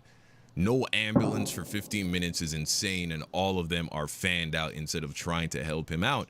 I mean, I think they were trying to help him out, and who knows, man, where this happened, bro? How close is the closest hospital? Accidents like this usually jam up the entire fucking highway. Oh, man, they I am popping off certain right that there now, have been huh? situations They where an popping accident off. occurs, and even here in America, and depending on whether it's rush They hour popping time, off. it might I take might have to pop 10, off. 15 minutes for the ambulance to show up. So one analysis of I've MVC been missing responses found that the everything he median EMS arrival time was approximately 9 minutes across many U.S. counties. Response times can be longer, even over 10 to 12 minutes for many serious motor vehicle crashes. And such prolonged times are associated with higher fatality risk. So essentially what we saw here, the more serious the accident is, because you got to think about it. If people are dying, that means it was a fucking bad accident. Yeah. Fucking bad accident means now we got a big traffic jam. If it happened, it also probably means it was a busy time, right? A lot of cars were on the street. So I think we can cut Nigeria a little bit of slack. And here's what we know. If it was the case that this accident had happened, and let's say the ambulance arrived there even faster than the average wait time in America. Let's say it arrived there like in 6 minutes or 5 minutes. I promise you nobody would be saying, oh, wow, Nigeria, their ambulance response time was amazing. You know, it's such a great country and it's being ran so well. No one would be saying that at all. It wouldn't even occur to people to like give them praise for that. But anytime something bad happens, even though it's something that happens everywhere, it's an excuse to be racist against these countries. It's always a black country. It's always a brown country. This kind of attitude is taken with. But if you're a praying person, please, I encourage you to pray for Anthony and his family, right? Whatever, yes, sir. Whatever energies or whatever you believe That's in, what I you guess, do, send some positive shit their way. R.I.P. to those two men that lost their lives. For sure. For sure, for sure. He was a guard. We don't want that. Oh, that's what we was reacting to. What's going on, family? Welcome back to. Obviously, from the dawn. You know what? Welcome to our. It is some LeBron people up in here that think LeBron better, but hold on. He was a guard too, though. Let me go to this original video. Popularity. He helped transform Nike into an empire. We started it once. Changed the way players. But we finna check him out. I knew that was gonna happen.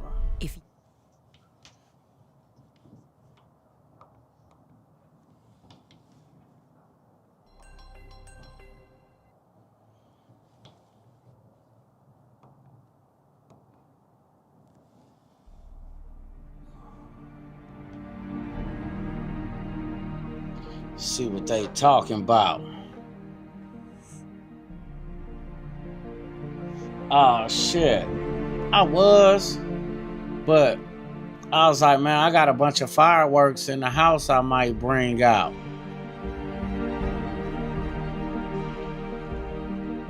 I ain't gotta go pay for something I already got.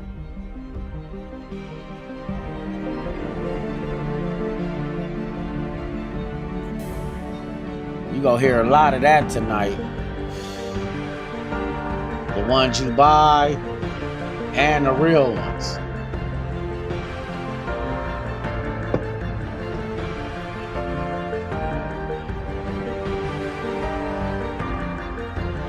Matter of fact, before we get caught on this, I'm gonna let it go like it is. Let me go use the restroom real quick, y'all. I'll be right back.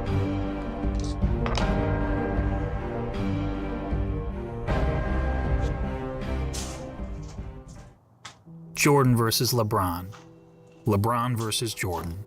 It's a debate that has captured the public's attention for the last several years, especially after this moment in 2016, when LeBron James beat the Golden State Warriors to win the third championship of his career. In LeBron's own words, that one right there made me the greatest player of all time. For That's so what many I felt. reasons. I was like, That one right there made you the greatest player of all time. But did it? Is everything since that moment simply icing on LeBron's cake? Or is LeBron destined to finish his career in Michael Jordan's shadow? We've all heard the arguments from LeBron supporters. He's bigger, he's stronger, he's faster, he's more durable. And from Jordan supporters. Michael Jordan was merely 6-0 with 6 MVPs in the finals. But the GOAT debate isn't as simple as the pundits make it seem. There are a number of factors relevant in determining the greatest basketball player of all time. In fact, I would say there are 5 things that really matter when determining the GOAT of any sport. These criteria are, in no particular order, accomplishments, longevity, winning, statistics, and what we'll refer to in this video as the eye test. And to be the GOAT, you don't need to be the best in any specific category, but you need to be pretty good across the board. So simply winning 7 championships, like Robert Horry did, isn't enough to get you into the conversation. When we're finished with this video, it'll be plainly obvious that one guy comes out on top. But before we get started, I want to clarify that this is not a comparison of legacies. It's about who was the better basketball player. If we were talking about legacies, Jordan's is nearly untouchable. Not only did he lead basketball to global popularity, he helped transform Nike into an empire, changed the way players played and how they dressed, and he even made it cool for guys to be bald. And while those things certainly contribute to MJ's iconic status, they don't make him a better player on the court. So let's evaluate the criteria that matter, and we'll start with individual accomplishments. Take a look. Jordan had more regular season MVPs, twice as many finals MVPs, 9 more scoring titles, and several more selections to the NBA's all-defensive team, including once being named Defensive Player of the Year. LeBron has more All-Star appearances, but that's largely due to his having played more seasons. In fact, when taking into account retirements and major injuries, Jordan essentially played 13 seasons compared to 17 seasons for LeBron, making Jordan's significant lead in accomplishments all the more impressive. And that's to say nothing of MJ's brilliant college career, which saw him twice named All-American and once awarded College Player of the Year, at a time when the country's best players actually went to college. So regardless of whether you're a LeBron fan or MJ fan, you have to give the accomplishments checkmark to Jordan. The second criteria in our GOAT analysis is longevity. And this one is also a no-brainer, but this time in favor of LeBron. Yeah, that's Not LeBron. only has Yeah, LeBron you played got more to. seasons in the league, but he's had a longer peak than Jordan. Jordan's peak lasted about 10 years, whereas LeBron's peak has lasted 16 years and Yeah. is still going. That's true. And he's been incredibly durable during that time, missing significant time to injury only in 2019. That said, the claim that LeBron has been much more durable than Michael has been a bit overblown. Consider that Jordan played in at least 80 regular season games 11 times in his career, including It all won't let me 82 take games an that. It incredible won't let 9 me times. put it on the screen Compare so that y'all to can see LeBron, it. I don't who know how to played in do at least that. How 80 them regular dudes season be having games the just chat on the twice, screen. and in all 82 games just once. Oh, they out here So popping. both LeBron and Jordan get high marks for their durability. Y'all don't hear them But pops? durability aside, the bottom line is that LeBron has sustained his level of excellence for a much longer period of time than Jordan, which puts the longevity checkmark squarely in LeBron's corner. All day. That brings us to the third GOAT criteria, winning. As we all Jordan. know, Jordan won 6 championships. LeBron has won 3. Jordan is 6-0 in the NBA Finals. He got 4 LeBron now. is 3-6. Yes, LeBron has made the finals 9 times compared to only 6 times for Jordan, but let's not pretend that making the finals is the same thing, or even close to the same thing, as winning a title. Take a prime example from another sport, the Yep. Buffalo Bills. They're the Y'all only remember team the in Buffalo NFL history Bills? to appear in 4 Yeah, consecutive they Super went to Bowls. 4 But is Super there a Bowls single in a player row or and fan lost of that team that all would of trade them. all 4 of those appearances for just 1 Super Bowl win? Next Frankly, year. talk to any fan whose team lost the season's final game and ask them how they felt afterward. Oh, Almost shit. universally, their feelings are of sadness, anger, and disappointment. And that's just the fans. For players, those feelings are only magnified. Listen to Charles Barkley talk about losing in the NBA Finals. And I was just in shock when it was over because I had to, I was frustrated because I couldn't wheel my team past Michael and the Bulls. And it, first of all, I don't think I've ever gotten over it, number one. But that was traumatic And it's just, it's painful. So we can all stop with this false equivalence between winning the championship and finishing runner-up.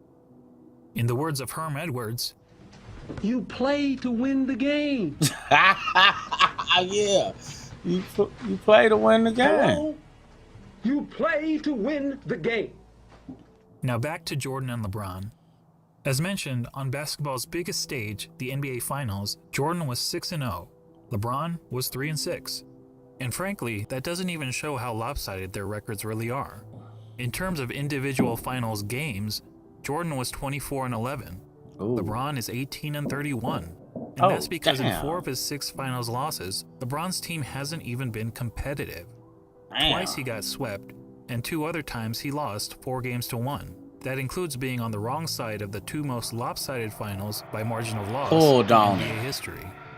Of course, LeBron fans will tell you that the only reason for LeBron's poor finals record is that his competition was so tough. Ironically, some of these same fans criticized Jordan for losing early in his career to a Celtics team stacked with 5 Hall of Famers, and they conveniently gloss over the fact that LeBron reached the finals so many times in part because the competition in his own conference was so weak. During the vast majority of his career, LeBron played in what many dubbed the Leastern Conference, because the East was so much weaker than the West. The Leastern Conference, during Jordan's playing days, the East was generally considered the stronger conference, as Jordan had to battle through hard-fought rivalries against the bad boy. Oh shit! I ain't mean to do that. Where it was? Texas. Oh my god, dude! Stupid ass dude. Oh man, stupid. The Warriors teams that LeBron faced 4 times in the finals. The truth is that Jordan never played a juggernaut quite like. I was trying to pause that shit.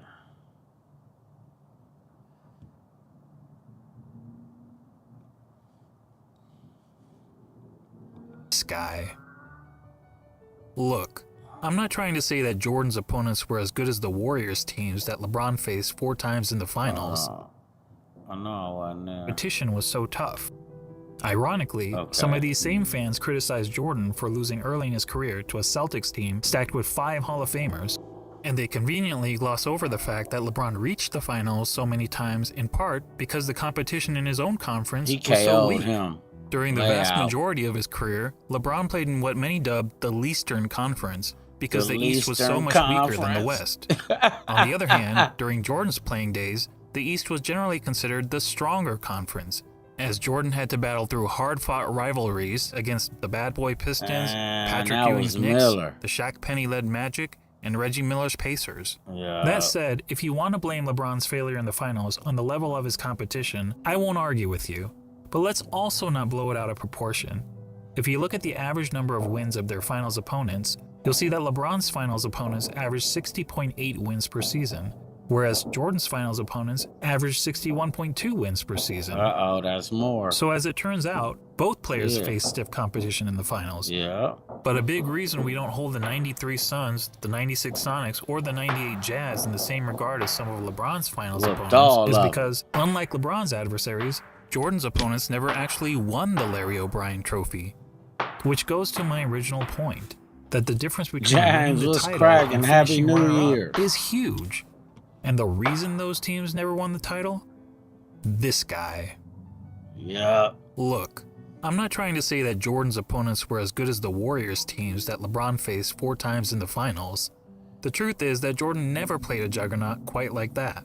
But there's a pretty good reason for that. Next year. Jordan's Bulls were the juggernaut.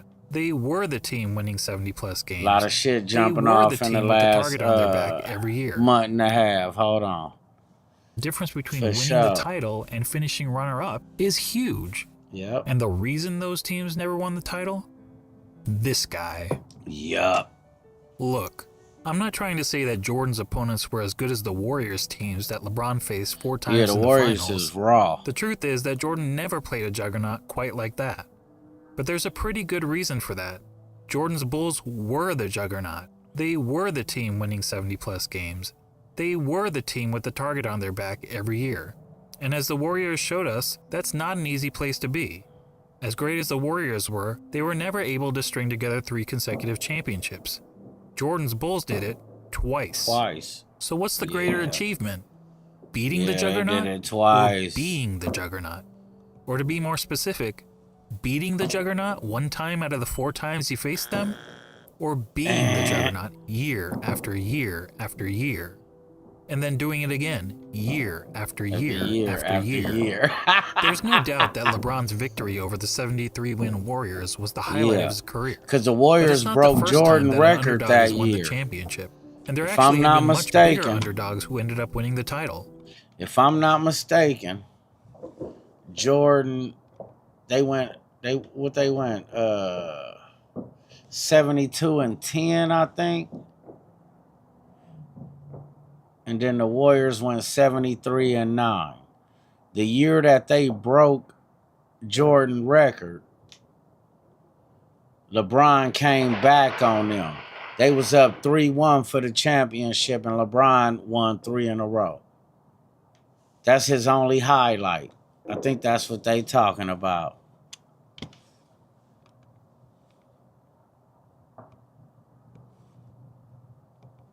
Or being the Juggernaut. Or to be more specific, beating the Juggernaut 1 time out of the 4 times you faced them? Or being the Juggernaut year after year after year? And then doing it again, year after year after year. There's no doubt that LeBron's victory over the 73-win Warriors was the highlight of his career. But it's not the first time that an underdog has won the championship, and there actually have been much bigger underdogs who ended up winning the title. But how many times have we seen a player lead his team to 6 championships in 8 years? Prior to Jordan's Bulls, only Bill Russell's Celtics ever accomplished that feat in the NBA, when they incredibly won 11 championships in 13. Honestly, I don't even like the way he said that. 6 championships in 8 years. Yeah, that's what he did. But you got to go on ahead and say them 2 years was back to back, and he wasn't in the league at that time. He won his 3. He retired. Retired from basketball, went to baseball because his dad just passed away. And his dad wanted one of his sons to, play baseball. He went and played baseball for 2 years, came back, and won 3 more in a row. Damn, I might be lying. And in them 2 years he was gone, the Houston Rockets won it with Elijah Wan. However, back then, there was an average of less than 10 teams in the league, and only a couple rounds of playoffs, so it was considerably easier to win a title. In 70-plus games, they were the team with the target on their back every year. And as the Warriors showed us, that's not an easy place to be. As great as the Warriors were, they were never able to string together 3 consecutive championships. Jordan's Bulls did it twice. So what's the greater achievement? Beating the Juggernaut? Or being the Juggernaut? Or to be more specific, beating the Juggernaut 1 time out of the 4 times you faced them? Or being the Juggernaut year after year after year? And then doing it again, year after year after year. There's no doubt that LeBron's victory over the 73-win Warriors was the highlight of his career. But it's not the first he got time 11 rings, but you got to realize it was only 9 teams much bigger underdogs or something like that in the league at the time. How many times have we seen a player lead his team to 6 championships? Look how many teams in the league now and how many games they playing. Only Bill Russell's Celtics ever accomplished that feat in the NBA, when they incredibly won 11 championships in 13 seasons. Here, go right here. However, back then, there was an average of less than 10 teams in the league, and only a couple rounds of playoffs, so it was considerably easier to win a title. And no player, not even Bill Russell, ever had a run of winning 25 of 26 playoff series, as Michael Jordan did. And Michael's pattern of winning goes beyond the NBA. Let's not forget that Jordan has never won anything but gold in the Olympics. And he also earned an NCAA championship, in which he hit the first of 2 iconic championship-winning shots. That background noise reduction on. All that is to say, when it comes to winning, the checkmark clearly goes to Jordan. On to the 4th GOAT criteria, statistics. This one is a bit more complicated, I mean, how do you statistically evaluate two players who played in different eras under different rules at different positions? One Yeah, way this of doing dude this right is to here simply look at breaking the it 8 down. traditional statistics of basketball: points, assists, rebounds, steals, blocks, field goal percentage, free throw percentage, and turnovers. And we'll focus on per game stats rather than cumulative stats, since cumulative stats such as total career points and total career assists really speak to longevity, which is already its own category of the GOAT analysis. Yeah. Per game stats, on the other hand, is Yeah. more of an apples to apples comparison. Yeah. So looking at the 8 traditional stats, we see that Jordan leads LeBron in 5 of them: points per game, steals per game, blocks per game, free throw percentage, and fewer turnovers. LeBron leads in the other 3: assists per game, rebounds per game, and field goal percentage. But that's a pretty simplistic way of looking at statistics. What if we instead turn to analytics? Probably the most well-known analytics stat is player efficiency rating, or PER for short. This metric was created by respected basketball analyst John Hollinger to give an overall rating to a player's performance based on traditional stats like the ones we just mentioned.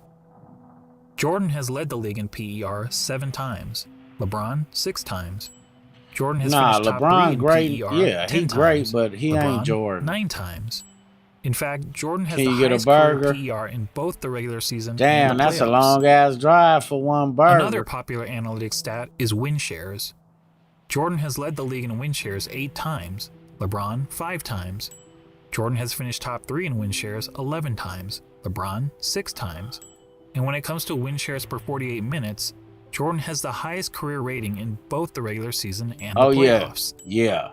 What about box plus They minus? was only shooting like 8, Until 9 recently, LeBron was threes actually a ahead of game. Jordan in career box plus minus. But after the 2017 season gave Russell Westbrook the greatest single season Fucking with box the plus chat, I minus missed in it. history Hold on, by a wide margin, Let me go back a little bit to that. Eve Oh, to me shit. is basically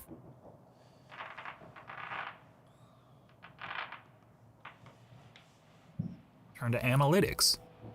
Probably the most well-known analytics stat is player efficiency rating, or PER for short. This metric was created by respected basketball analyst John Hollinger to give an overall rating to a player's performance based on traditional stats like the ones we just mentioned. Jordan has led the league in PER Y'all don't hear 7 that shit? times, LeBron 6 times. Jordan has finished top 3 in PER 10 times, LeBron 9 times. In fact, Jordan has the highest career PER in both the regular season and the playoffs. Yeah, oh, y'all hear Another that popular shit, huh? analytics stat is win Yeah, shares. I told you. Jordan has led the I league in win told you. shares 8 times. If I'm on this bitch at midnight, that ain't gonna sound like nothing. It's gonna sound like that because that's when everybody gonna let everything go off at once. But then you got them yada I means. It's crazy how it is out here. Down south, it's like you do what you want. Damn near. That shit crazy. Cause it's like constitutional carry. You can carry your shit regardless. If you are eligible to carry a gun, yeah, that was allowed. If you are legally able to carry a gun, you can carry it how you want. Constitutional carry. I like having that motherfucker on my chest right here. You could have it on your chest right there. Shit crazy, bruh.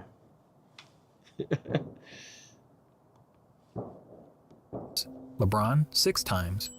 Jordan has finished top 3 in PER 10 times, LeBron 9 times. In fact, Jordan has the highest career PER in both the regular season and the playoffs. Damn. Another popular analytics stat is win shares. Jordan has led the league in win shares 8 times, LeBron 5 times. Jordan has finished top 3 in win shares 11 times, LeBron 6 times. Boom. And when it comes to win shares per 48 minutes, Jordan has the highest career rating in both the regular season and the playoffs. Damn. What about box plus minus? Until recently, LeBron was actually ahead of Jordan in career box plus minus. But after the 2017 season gave Russell Westbrook the greatest single-season box plus minus in history by a wide margin, the architect of box plus minus realized that the stat was fundamentally flawed. Oh So yeah, he it's made gonna some be loud changes in to improve Texas its too. formula. As a result, Michael Jordan now has the highest career box plus minus in both the regular season and the playoffs. Toya, you in lastly, Dallas? What about value over replacement player? Man, I was in Dallas all goddamn last week. Well, value over replacement Boy, player them is a cumulative grandbabies had the time of As their life, previously though. noted, cumulative Christmas. stats speak more to longevity than they do game-to-game dominance.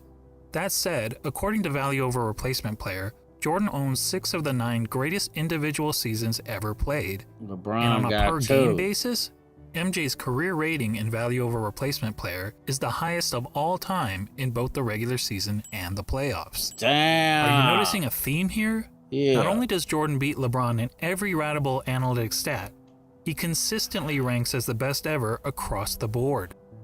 Before we move on from analytics, I want to mention a lesser-known stat called Game Score, another brainchild of John Hollinger. Game Score measures a player's performance in a single game, so it won't tell us who's had the better career, but it does provide insight into who's had the greatest games. Now, we only have Game Score stats since 1983, so you won't see any mentions of Wilt Chamberlain here. That said, of the 100 highest game scores ever recorded, Jordan was incredibly gangster, 19 bro. of them belong to Michael Jordan. You see this In shit other Jordan words, doing? nearly 1 out of And he every dunked 5 of on the best single-game everybody. performances over the last I 4 think the last decades one he has had been to by get MJ. was That includes the Mutombo. highest game And when he score of all dunked on him, he time hit for him with the Jordan's 69.18 rebound because you know masterpiece. Mutombo hit you with Comparatively, the LeBron not has in had here. only You 3 come of in the there and top he 100 block game it, scores. he'll do you When like discussing this. the GOAT, Yeah, Nick that Wright is one was fond of loud. asking this question. So when Jordan dunked on him, he You did have one this. game to save humanity. Who's your first pick in the history Jordan. of the world? Well, Nick, I think we have our answer. Yeah, hell yeah. Now that I've finished drowning you in numbers, let's be real. Hardly anyone watching this video knows how to calculate PER, win shares, Now box that plus was the minus, loudest value one I over heard so replacement far. player, or game score. And why should you? This is basketball, not Goodwill Hunting. So let's go back to the traditional stats that we all know and understand. But this time, let's add context to them. What do I mean by context? Well, some positions are simply better than others at racking up certain stats. Let's take rebounding as an example. In a vacuum, if we simply compare the number of rebounds per game of Brook Lopez and Jason Kidd, we might think that Lopez was the better rebounder. The truth is, relative to their positions, Lopez is statistically one of the worst rebounding centers in NBA history, whereas Yeah, he Kidd is. is statistically one of the best rebounding guards in NBA history. Yep. But So you even gotta a go poor by rebounding center position. can grab more rebounds than a great rebounding guard solely by virtue of their roles on the court. So it makes sense that, to understand the context of a player's stats, we should compare them to the respective positions that they played. Hey. When comparing LeBron James to the other What's small poppin', forwards who have never played at least stoppin'? 500 What's NBA up, games, CJ? this is where he ranks. Overall, that's pretty impressive. Hey, man. Now let's see how Jordan compares to Y'all all go shooting like guards and who have played at least subscribe. 500 NBA games. As good as LeBron is compared to Let me other see. small forwards, Jordan is on another level when go. compared to other shooting guards. He's There we darn near the go. top of every major statistical category. And there isn't There a we single go. category where LeBron is better than MJ. Now relative now to when his you come position, up in here, other than CJ, you assists. got that wrench. So to sum up statistics, whether Oh, yeah, they comparing traditional popping out stats here. or analytics, and especially when judging these Damn. players in the I don't context know of if the y'all can positions hear they it. played, I Jordan don't know has if a I got the noticeable noise edge over cancellation LeBron. on. As such, we have to give the check mark to Jordan. Yeah, but Jordan And that- getting a lot of check marks. Let me go the back a aliens little come bit. down. You have one game to save humanity. Who's your first pick in the history of the Michael world? Jordan. Well, Nick, I think we have our answer. Now that I've finished drowning you in numbers, let's be real. Hardly anyone watching this video knows how to calculate PER, win shares, box plus minus, value over replacement player, or game score. And why should you? This is basketball, not Goodwill Hunting. So let's go back to the traditional stats that we all Damn, I know and went back understand. hella But this far. time, let's add context to them. Oh, What do no, I let's mean by get right context? here. Well, there isn't a single category where LeBron is better than MJ relative to his position, other than assists. So No, to that sum might up be a little too statistics, far. whether compared, the There truth we is, go. relative to their positions, Lopez is statistically one of the worst rebounding centers in NBA history, whereas Kidd is statistically one of the best rebounding guards in NBA history. Oh, But even man. a poor rebounding center can grab more rebounds than Hey. a great rebounding guard solely by virtue of their roles on the court. So it Hey. makes sense. I'm finna go on ahead and just put some shit up right around the porch. Fuck it. Call me on the porch. Man, I'm getting nervous. I'm gonna have to go on ahead and To understand the context of a player's stats, we should compare them to the respective positions that they played. When comparing LeBron James to the other small forwards who have played at least 500 NBA games, this is where you finish.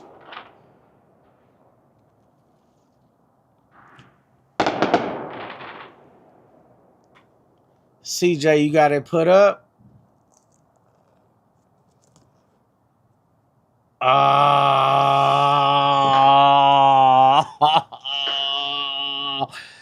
Man, just go ahead and send me a picture or two real quick, please. You know I'm stressed out. You see me out here freezing.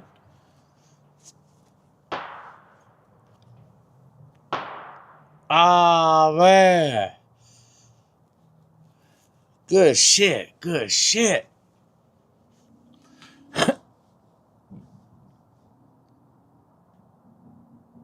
Oh, not yet. Oh, got you. Yeah, me too. Me too. That was a whole week off. Hey, shit. Hey, we chilled out, though. We chilled out. Oh, shit, I got a smidgen in both of them. Let me make it one. Yeah, I'm going to take a shot to that. That was fun.